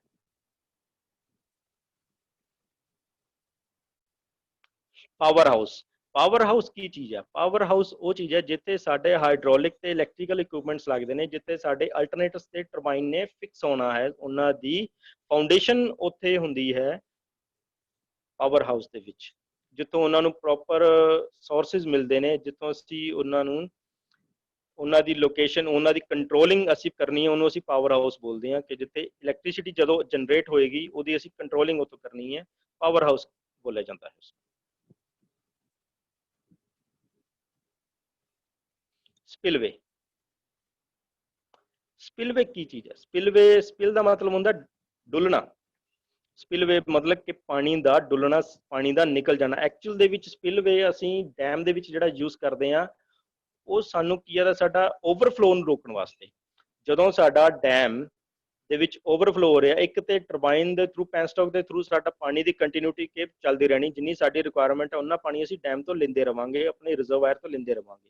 ਬਟ ਜੇ ਕਿ ਪਾਣੀ ਸਾਡੇ ਕੈਚਮੈਂਟ ਏਰੀਆ ਤੋਂ ਸਾਨੂੰ ਜ਼ਿਆਦਾ ਅਵੇਲੇਬਿਲਿਟੀ ਹੋ ਰਹੀ ਹੈ, ਸਨੋਫਾਲ ਹੋ ਰਿਹਾ ਹੈ, ਉਹ ਮੈਲਟਿੰਗ ਹੋ ਕੇ ਪਾਣੀ ਦੀ ਅਵੇਲੇਬਿਲਿਟੀ ਵੱਧ ਗਈ ਹੈ, ਜਾਂ ਰੇਨ ਜ਼ਿਆਦਾ ਹੋ ਰਹੀ ਹੈ, ਉਹਦੇ ਕਰਕੇ ਪਾਣੀ ਦੀ ਅਵੇਲੇਬਿਲਿਟੀ ਵੱਧ ਗਈ ਹੈ, ਸਾਡੇ ਇੱਕ ਪੁਆਇੰਟ ਤੋਂ ਉੱਪਰ ਜਾ ਰਿਹਾ ਹੈ, ਮੀਨਸ ਕਿ ਕੰਟੀਨਿਊਟੀ ਵੱਧ ਰਹੀ ਹੈ, ਤੇ ਉਹਦੇ ਕਰਕੇ ਅਸੀਂ ਸਪਿਲਵੇ ਦਾ ਰਸਤਾ ਅਪਣਾਉਂਦੇ ਹਾਂ, ਜਿੱਥੋਂ ਕਿ ਸਾਨੂੰ ਪਾਣੀ ਸਾਡਾ ਨਿਕਲ ਜਾਂਦਾ। ਇਹ ਸਾਡਾ ਇੱਕ ਸੇਫਟੀ ਵਾਲਵ ਹੁੰਦਾ ਹੈ ਡੈਮ ਵਾਸਤੇ, ਕਿ ਜਦੋਂ ਸਪਿਲਵੇ ਜੇ ਅਸੀਂ ਨਹੀਂ ਲਗਾਇਆ ਹੋਏਗਾ ਤੇ ਟਰਬਾਈਨ ਦੇ ਥਰੂ ਜਿਹੜਾ ਥੋੜਾ ਪਾਣੀ ਨਿਕਲੇਗਾ ਉਹ ਨਿਕਲੇਗਾ, ਬਾਕੀ ਜਿਹੜਾ ਪਾਣੀ ਓਵਰਫਲੋ ਹੋਏਗਾ ਉਹ ਫਿਰ ਡੈਮ ਦੇ ਉੱਪਰ ਜਾਏਗਾ, ਜਿਹਦਾ ਕਿ ਸਾਡੇ ਡੈਮ ਨੂੰ ਨੁਕਸਾਨ ਹੈ। ਅਸੀਂ ਇਸ ਕਰਕੇ ਸਪਿਲਵੇਜ਼ ਬਣਾਉਂਦੇ ਹਾਂ ਕਿ ਸਾਡਾ ਪਾਣੀ ਟਰਬਾਈਨ ਤੋਂ ਅਲੱਗ ਸਾਡੇ ਸਪਿਲਵੇ ਦੇ ਥਰੂ ਨਿਕਲਦਾ ਰਵੇ ਥੋੜਾ ਥੋੜਾ। ਅਸੀਂ ਗੇਟ ਓਪਨ ਕਰਦੇ ਹਾਂ ਕਿ ਸਾਨੂੰ ਕੋਈ ਪ੍ਰੋਬਲਮ ਨਾ ਆਵੇ ਸਾਡੇ ਡੈਮ ਨੂੰ। ਇਹਦੇ ਟਾਈਪਸ ਹੁੰਦੇ ਨੇ ਸ਼ੂਟ ਸਪਿਲਵੇਜ਼, ਸ਼ਾਫਟ ਸਪਿਲਵੇਜ਼, ਸਾਈਡ ਚੈਨਲ ਸਪਿਲਵੇਜ਼ ਤੇ ਸਿਫੋਨ ਸਪਿਲਵੇਜ਼। ਠੀਕ ਹੈ ਜੀ, ਐਸ ਪਰ ਰਿਕੁਆਇਰਮੈਂਟ ਲੱਗਦੇ ਨੇ ਕਿ ਕਿਸ ਤਰ੍ਹਾਂ ਦਾ ਡੈਮ ਹੈ ਤੇ ਕਿੰਨੇ ਪਾਣੀ ਦੀ ਅਵੇਲੇਬਿਲਿਟੀ ਹੈ ਤੇ ਉੱਥੇ ਕਿਸ ਸਪਿਲਵੇ ਦੀ ਜ਼ਰੂਰਤ ਹੈ। ਸਰਜ ਟੈਂਕ, ਸਰਜ ਟੈਂਕ ਵੀ ਸਾਡਾ ਇੱਕ ਸੇਫਟੀ ਡਿਵਾਈਸ ਹੈ, ਸੇਫਟੀ ਵਾਲ ਦੀ ਤਰ੍ਹਾਂ ਕੰਮ ਕਰਦਾ ਹੈ। ਇਹ ਸਾਡੇ ਟਰਬਾਈਨ ਦੇ ਪਹਿਲਾਂ ਡੈਮ ਤੋਂ ਬਾਅਦ ਪੈਨਸਟੋਕ ਦੀ ਲਾਈਨ ਦੇ ਵਿੱਚ ਟਰਬਾਈਨ ਤੋਂ ਪਹਿਲਾਂ ਸੇਫਟੀ ਵਾਲ ਤੋਂ ਪਹਿਲਾਂ ਸਰਜ ਟੈਂਕ ਲੱਗਦਾ ਹੈ। ਸਰਜ ਟੈਂਕ ਕੀ ਹੁੰਦਾ, ਇੱਕ ਛੋਟਾ ਸਮਾਲ ਰਿਜ਼ਰਵਾਇਰ ਹੁੰਦਾ ਹੈ। ਇੱਕ ਸਾਡਾ ਮੇਨ ਰਿਜ਼ਰਵਾਇਰ ਹੋ ਗਿਆ ਡੈਮ ਤੋਂ ਪਹਿਲਾਂ ਜਿਹੜਾ ਲੱਗਦਾ ਮੇਨ ਰਿਜ਼ਰਵਾਇਰ, ਉਹ ਹੈ ਇੱਕ ਛੋਟਾ ਰਿਜ਼ਰਵਾਇਰ ਅਸੀਂ ਉਸ ਪੈਨਸਟੋਕ ਦੇ ਵਿੱਚ ਅਸੀਂ ਟਨਲ ਦੇ ਵਿੱਚ ਲਗਾਇਆ, ਜਿਹੜਾ ਕਿ ਸਾਡੀ ਟਰਬਾਈਨ ਦੇ ਰਸਤੇ ਵਿੱਚ ਆ ਰਿਹਾ।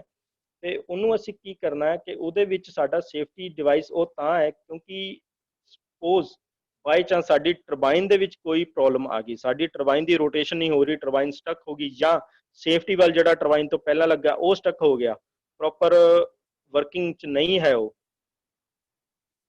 ਤੇ ਸਾਡਾ ਕੀ ਹੈ ਪਾਣੀ ਦਾ ਪ੍ਰੈਸ਼ਰ ਇੰਨਾ ਪੋਟੈਂਸ਼ੀਅਲ ਦੇ ਨਾਲ ਆਏਗਾ ਕਿ ਸਾਡੀ ਜਿਹੜੀ ਟਨਲ ਹੈ ਜਾਂ ਪੈਨਸਟੋਕ ਬਣੀ ਹੋਈ ਹੈ ਈਵਨ ਕਿ ਸਾਡੀ ਟਰਬਾਈਨ ਤੱਕ ਡੈਮੇਜ ਹੋ ਸਕਦੀ ਹੈ।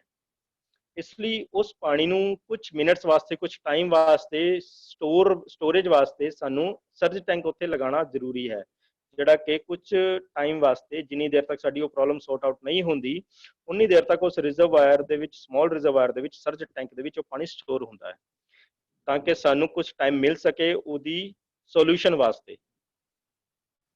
ਠੀਕ ਹੈ ਸਟੂਡੈਂਟਸ।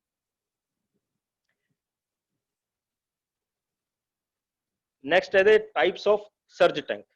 ਸਰਜ ਟੈਂਕ ਦੇ types, simple surge tank, incline surge tank ਤੇ expansion surge tank. Simple surge tank ਤੁਹਾਨੂੰ ਪਿਕਚਰ ਸ਼ੋ ਹੋ ਰਿਹਾ, ਇੱਕ ਪਿਲਰ ਟਾਈਪ ਹੁੰਦਾ ਹੈ, ਹੈਡ ਇਹਦਾ ਕਾਫੀ ਹੁੰਦਾ, ਹਾਈਟ ਅੱਛੀ ਹੁੰਦੀ ਹੈ ਤਾਂ ਕਿ ਵੱਧ ਤੋਂ ਵੱਧ ਪਾਣੀ ਇਹਦੇ ਵਿੱਚ ਸਟੋਰ ਹੋ ਸਕੇ, ਸਾਨੂੰ ਵੱਧ ਟਾਈਮ ਮਿਲ ਸਕੇ ਪ੍ਰੋਬਲਮ ਦੀ ਸੋਲੂਸ਼ਨ ਵਾਸਤੇ। ਇਨਕਲਾਈਨ ਸਰਜ ਟੈਂਕ, ਇਹ ਸਰਜ ਟੈਂਕ ਦੇ ਟਾਈਪਸ ਨੇ ਜਿਹੜੇ ਇਹ according to location, according to dam ਦੀ ਡਿਜ਼ਾਈਨਿੰਗ ਇਹ ਯੂਜ਼ ਹੁੰਦੇ ਨੇ। ਰਿਸਟ੍ਰਿਕਟਿਡ ਟਾਈਪ ਸਰਜ ਟੈਂਕ ਹੋ ਗਿਆ, ਡਿਫਰੈਂਸ਼ੀਅਲ ਟਾਈਪ ਸਰਜ ਟੈਂਕ ਹੋ ਗਿਆ, ਇਹ ਅਕੋਰਡਿੰਗ ਟੂ ਲੋਕੇਸ਼ਨ ਹੀ ਉੱਥੇ ਯੂਜ਼ ਕੀਤੇ ਜਾਂਦੇ।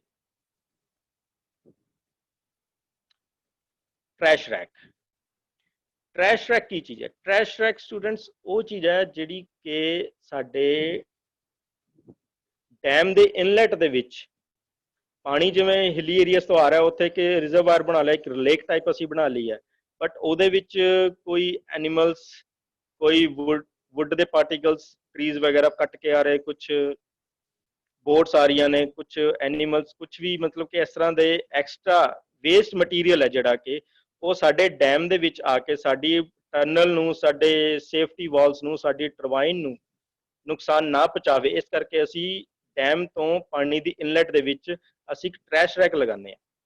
ਟਰੈਸ਼ ਰੈਕ ਮੀਨਸ ਕਿ ਇੱਕ ਜਾਲਾ ਹੁੰਦਾ ਹੈ, ਇੱਕ ਅਸੀਂ ਜਾਲੀ ਲਗਾਉਂਦੇ ਹਾਂ ਕਿ ਜਿਹੜਾ ਸਾਡਾ ਵੇਸਟ ਮਟੀਰੀਅਲ ਹੈ ਉਹ ਸਾਡਾ ਇਨਲੈਟ ਡੈਮ ਦੇ ਵਿੱਚ ਨਾ ਆਵੇ, ਉਹ ਸਾਡਾ ਉੱਥੇ ਹੀ ਰੁਕ ਜਾਵੇ। ਤੇ ਇਹਨੂੰ ਅਸੀਂ ਟਾਈਮ ਟੂ ਟਾਈਮ ਕਲੀਅਰ ਵੀ ਕਰਨਾ ਜ਼ਰੂਰੀ ਹੈ, ਨਹੀਂ ਤਾਂ ਸਾਡਾ ਵਾਟਰ ਫਲੋ ਰੁਕ ਜਾਂਦਾ ਹੈ।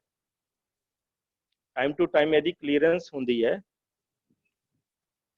ਤੇ ਇਹਦੇ ਵਿੱਚ ਅਸੀਂ ਵੁਡਨ ਦਾ ਜਾਂ ਸਟੀਲ ਦਾ ਸਟਰਕਚਰ ਅਸੀਂ ਯੂਜ਼ ਕਰਦੇ ਹਾਂ, ਮੈਟਲ ਦਾ ਸਟਰਕਚਰ ਅਸੀਂ ਯੂਜ਼ ਕਰਦੇ ਹਾਂ। ਇਹਦੀ ਹੁੰਦੀ ਹੈ ਪਹਿਲਾਂ ਬਿਗ ਲੱਗਦਾ, ਪਹਿਲਾਂ ਥੋੜਾ ਵੱਡਾ ਟਰੈਸ਼ ਰੈਕ ਲੱਗਦਾ ਹੈ ਜਿਹਦੇ 'ਚ ਵੱਡੇ ਪਾਰਟੀਕਲਸ ਰੁਕ ਸਕਣ, ਫਿਰ ਉਸ ਤੋਂ ਅਗਲੇ ਸਟੈਪ ਦੇ ਵਿੱਚ ਛੋਟਾ ਟਰੈਸ਼ ਰੈਕ ਲੱਗਦਾ ਜਿਹਦੇ ਵਿੱਚ ਥੋੜਾ ਸੰਘਣਾ ਹੁੰਦਾ, ਛੋਟੇ ਹੋਲ ਹੁੰਦੇ ਨੇ ਜਿਹੜੇ ਸਮੋਲ ਪਾਰਟੀਕਲਸ ਉਹ ਵੀ ਅੰਦਰ ਨਾ ਜਾਣ, ਤਾਂ ਕਿ ਸਾਡੀ ਡੈਮ ਦੀ, ਸਾਡੇ ਪੈਨਸਟੋਕ ਦੀ, ਸਾਡੀ ਟਨਲ ਦੀ, ਟਰਬਾਈਨ ਦੀ ਪ੍ਰੋਪਰ ਸੇਫਟੀ ਰਵੇ, ਤਾਂ ਕਿ ਸਾਨੂੰ ਜਨਰੇਸ਼ਨ ਦੇ ਵਿੱਚ ਕਿਸੇ ਤਰ੍ਹਾਂ ਦੀ ਪ੍ਰੋਬਲਮ ਨਾ ਆਵੇ।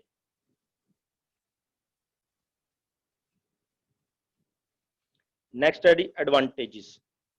ਇਹਦੇ ਕੀ ਲਾਭ ਨੇ? ਇਹਦੇ ਵਿੱਚ ਹਾਈਡਰੋ ਪਾਵਰ ਪਲਾਂਟ ਦੇ ਵਿੱਚ ਕਿਸੇ ਤਰ੍ਹਾਂ ਦੇ ਫਿਊਲ ਦੀ ਰਿਕੁਆਇਰਮੈਂਟ ਨਹੀਂ ਹੁੰਦੀ ਸਾਨੂੰ। ਕਾਸਟ ਆਫ ਇਲੈਕਟ੍ਰਿਸਿਟੀ ਕਾਂਸਟੈਂਟ ਰਹਿੰਦੀ ਹੈ।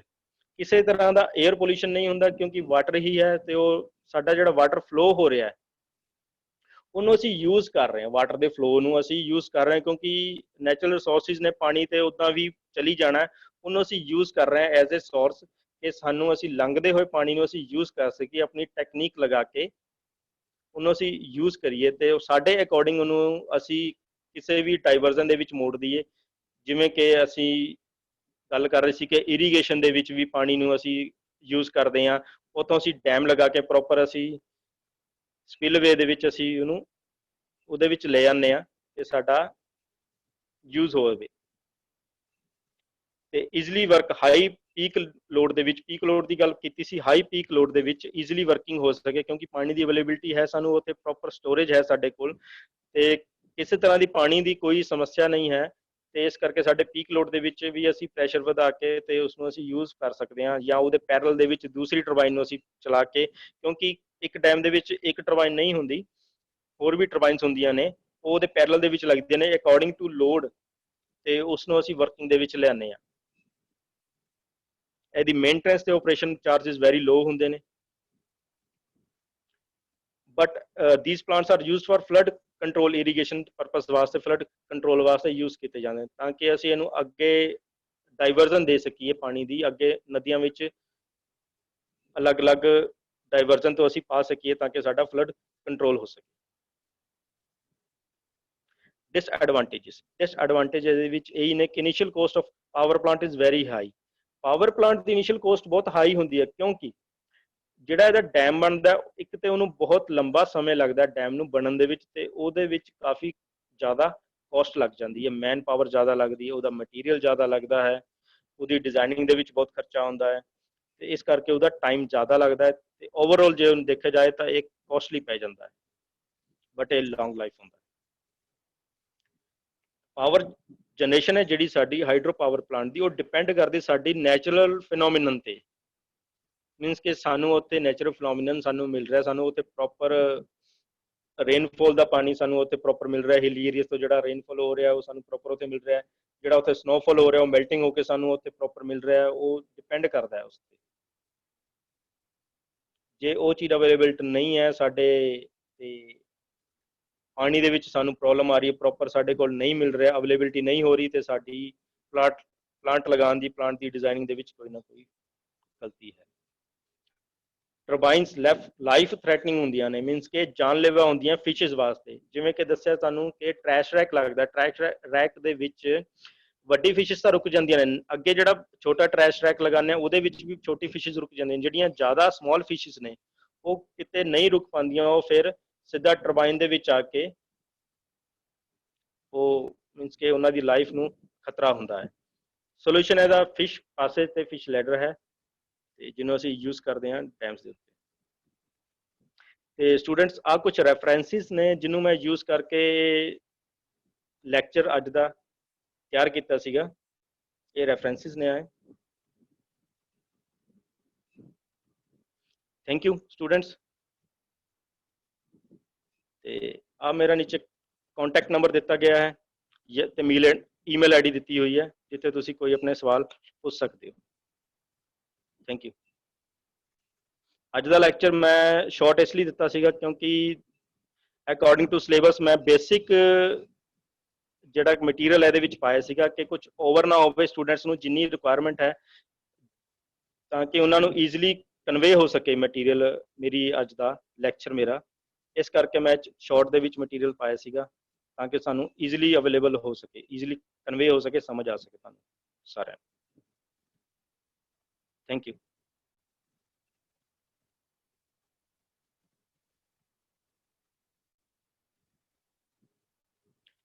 ਜੇ ਕੋਈ ਕਿਸੇ ਦਾ ਸਵਾਲ ਹੈ ਤਾਂ ਮੈਨੂੰ ਪ੍ਰਾਈਵੇਟਲੀ ਮੇਰੇ ਕੰਟੈਕਟ ਡਿਟੇਲ ਦੇ ਉੱਤੇ ਪੁੱਛ ਸਕਦਾ, ਮੇਰੀ ਈਮੇਲ ਆਈਡੀ ਤੇ ਫੋਨ ਨੰਬਰ ਉੱਤੇ ਦਿੱਤਾ ਗਿਆ ਹੋਇਆ ਹੈ, ਸ਼ੋ ਹੋ ਰਿਹਾ ਸਾਰਿਆਂ ਨੂੰ ਸਲਾਈਡ ਦੇ ਉੱਤੇ, ਮੈਨੂੰ ਤੁਸੀਂ ਪੁੱਛ ਸਕਦੇ ਹੋ।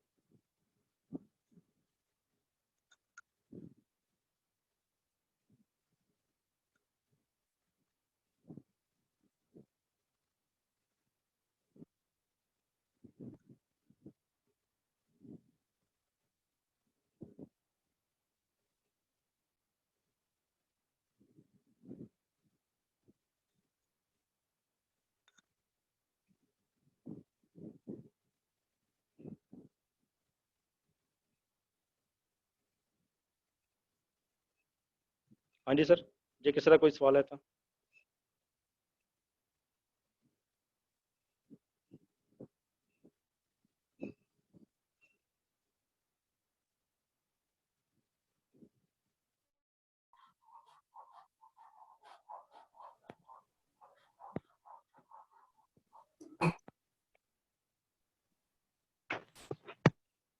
हेलो।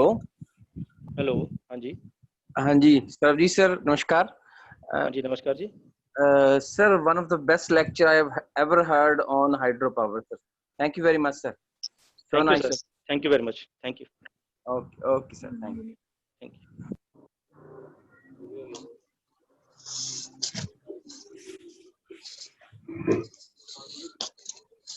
CNN एक क्वेश्चन पूछा।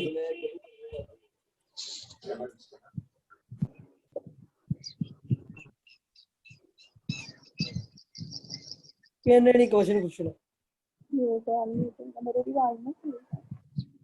हाँ जी, ਮੈਨੂੰ ਲੱਗਦਾ ਕਿ ਮੈਂ ਇਸ ਲੈਕਚਰ ਦੇ ਵਿੱਚ ਸਾਰਿਆਂ ਦੇ ਸਵਾਲ ਆਲਮੋਸਟ ਦੇ ਚੁੱਕਾ, ਕਿਸੇ ਦਾ ਕੋਈ ਡਾਊਟ ਨਹੀਂ ਰਹਿ ਗਿਆ ਹੋਣਾ।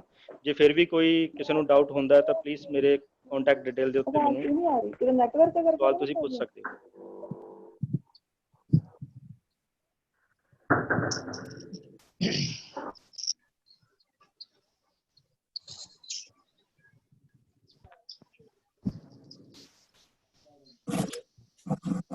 सर रेंज नहीं होंगी। ਆਉਂਦੀ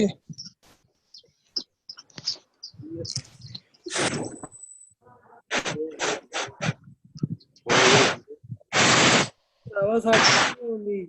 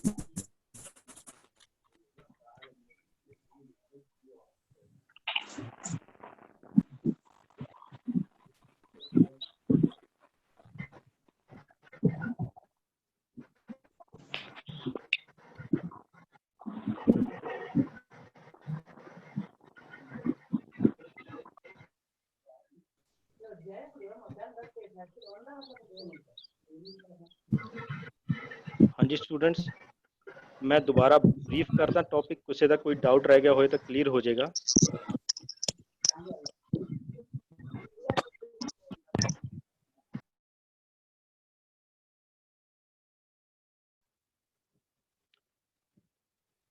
essential of elements ਤੇ ਅਸੀਂ ਆਨੇ ਆ। ਦੇਖੋ ਅਸੀਂ ਇੱਧਰ ਗੱਲ ਕਰਦੇ ਹਾਂ ਡਾਇਗਰਾਮ ਦੀ। ਜੇ ਕਿਸੇ ਦਾ ਕੋਈ ਡਾਊਟ ਹੋਏਗਾ, ਕੋਈ ਸਵਾਲ ਕਿਸੇ ਨੂੰ ਨਹੀਂ ਸਮਝ ਆ ਰਿਹਾ ਕਿ ਅਸੀਂ ਕੀ ਪੁੱਛੀਏ ਕੀ ਨਾ ਪੁੱਛੀਏ, ਤੇ ਮੈਂ ਦੁਬਾਰਾ ਇੱਕ ਰਿਵਿਊ ਕਰ ਦੇਣਾ। ਟਾਈਮ ਦੀ ਅਵੇਲੇਬਿਲਿਟੀ ਥੋੜੀ ਜਿਹੀ ਹੈ ਸਾਡੇ ਕੋਲ, ਤੇ ਡਾਇਗਰਾਮ ਨੂੰ ਦੇਖਦੇ ਤੁਸੀਂ ਕਲੀਅਰ ਕਰੋਗੇ ਆਪਣੇ ਕੁਐਸਚਨਸ ਜੋ ਵੀ ਤੁਹਾਡੇ ਮਾਈਂਡ 'ਚ ਨੇ। ਦੇਖੋ ਅਸੀਂ ਪਹਿਲਾਂ ਕੈਚਮੈਂਟ ਏਰੀਆ ਬਣਾਉਣਾ ਆ। ਕੈਚਮੈਂਟ ਏਰੀਆ ਸਾਨੂੰ ਅਵੇਲੇਬਲ ਹੋਇਆ, ਉੱਥੇ ਅਸੀਂ ਇੱਕ ਰਿਜ਼ਰਵਾਇਰ ਬਣਾਇਆ, ਅੱਗੇ ਡੈਮ ਲਗਾ ਕੇ ਰਿਜ਼ਰਵਾਇਰ ਬਣਾਇਆ ਅਸੀਂ, ਵਾਟਰ ਦੀ ਸਟੋਰੇਜ ਤੋਂ ਉੱਥੇ ਬਣਾਈ, ਵਾਟਰ ਦੀ ਸਟੋਰੇਜ ਹੋਈ ਸਾਡੀ ਉੱਥੇ, ਉਹਨੂੰ ਅਸੀਂ ਰਿਜ਼ਰਵਾਇਰ ਬੋਲਦੇ ਹਾਂ। ਅੱਗੇ ਡੈਮ ਲਗਾਇਆ, ਡੈਮ ਤੋਂ ਅਸੀਂ ਆਪਣੇ ਅਕੋਰਡਿੰਗ ਪਾਣੀ ਦੀ ਨਿਕਾਸੀ ਕਰਾਈ, ਮੀਨਸ ਕਿ ਵਾਟਰ ਫਲੋ ਕਰਾਇਆ ਉੱਥੇ ਇੱਕ ਟਨਲ ਦੇ ਥਰੂ। ਉਹ ਟਨਲ ਹੈ ਜਿਹੜੀ ਸੀਮੈਂਟਡ ਟਾਈਪ ਹੋ ਸਕਦੀ ਹੈ ਜਾਂ ਮੈਟਲ ਟਾਈਪ ਹੋ ਸਕਦੀ ਹੈ। ਉਹ ਟਨਲ ਦੇ ਥਰੂ ਅੱਗੇ ਸਾਡਾ ਸਲੂਸ ਕਿਟ ਲੱਗ ਕੇ ਸਾਡੇ ਸਰਜ ਟੈਂਕ ਦੇ ਵਿੱਚ ਆਇਆ। ਸਰਜ ਟੈਂਕ ਹੀ ਸਾਡਾ ਇੱਕ ਸੇਫਟੀ ਵਾਲਵ ਹੈ। ਸੇਫਟੀ ਵਾਲਵ ਕੀ ਕਰਦਾ, ਸਾਡਾ ਜਿਹੜਾ ਵਾਟਰ ਦੀ ਫਲੋਇੰਗ ਹੋ ਰਹੀ ਹੈ ਉਹ ਪ੍ਰੋਪਰ ਤਰੀਕੇ ਨਾਲ ਹੋ ਸਕੇ। ਜੇ ਕੋਈ ਅੱਗੇ ਕੋਈ ਰਿਸਟ੍ਰਿਕਸ਼ਨਸ ਆਉਂਦੀ, ਮੀਨਸ ਕਿ ਕੋਈ ਅੱਗੇ ਪ੍ਰੋਬਲਮ ਆਉਂਦੀ ਹੈ, ਕਿਸੇ ਤਰ੍ਹਾਂ ਦਾ ਕੋਈ ਪਾਰਟ, ਇਹਦਾ ਇਨਲੈਟ ਵਾਲਵ ਪੈਨਸਟੌਕ ਦੇ ਨਾਲ ਜਿਹੜਾ ਇਨਲੈਟ ਵਾਲਵ ਲੱਗਾ ਹੋਇਆ ਜਾਂ ਟਰਬਾਈਨ ਦੇ ਵਿੱਚ ਕੋਈ ਚੀਜ਼ ਸਟਕ ਹੋ ਜਾਂਦੀ ਹੈ ਤੇ ਵਾਟਰ ਦੀ ਪ੍ਰੋਪਰ ਫਲੋਇੰਗ ਨਹੀਂ ਹੋ ਪਾਉਂਦੀ, ਤੇ ਉਹ ਸਾਡਾ ਜਿਹੜਾ ਪਾਣੀ ਹੈ ਜਿਹੜਾ ਫਲੋ ਹੋ ਰਿਹਾ ਹੈ ਡੈਮ ਤੋਂ, ਉਹ ਸਾਡਾ ਸਰਜ ਟੈਂਕ ਦੇ ਵਿੱਚ ਸਟੋਰ ਹੋਏਗਾ ਕੁਝ ਟਾਈਮ ਵਾਸਤੇ, ਜਿਹਦੇ ਵਿੱਚ ਕਿ ਸਾਨੂੰ ਉਸ ਪ੍ਰੋਬਲਮ ਦੇ ਸੋਲੂਸ਼ਨ ਮਿਲ ਸਕੇਗਾ।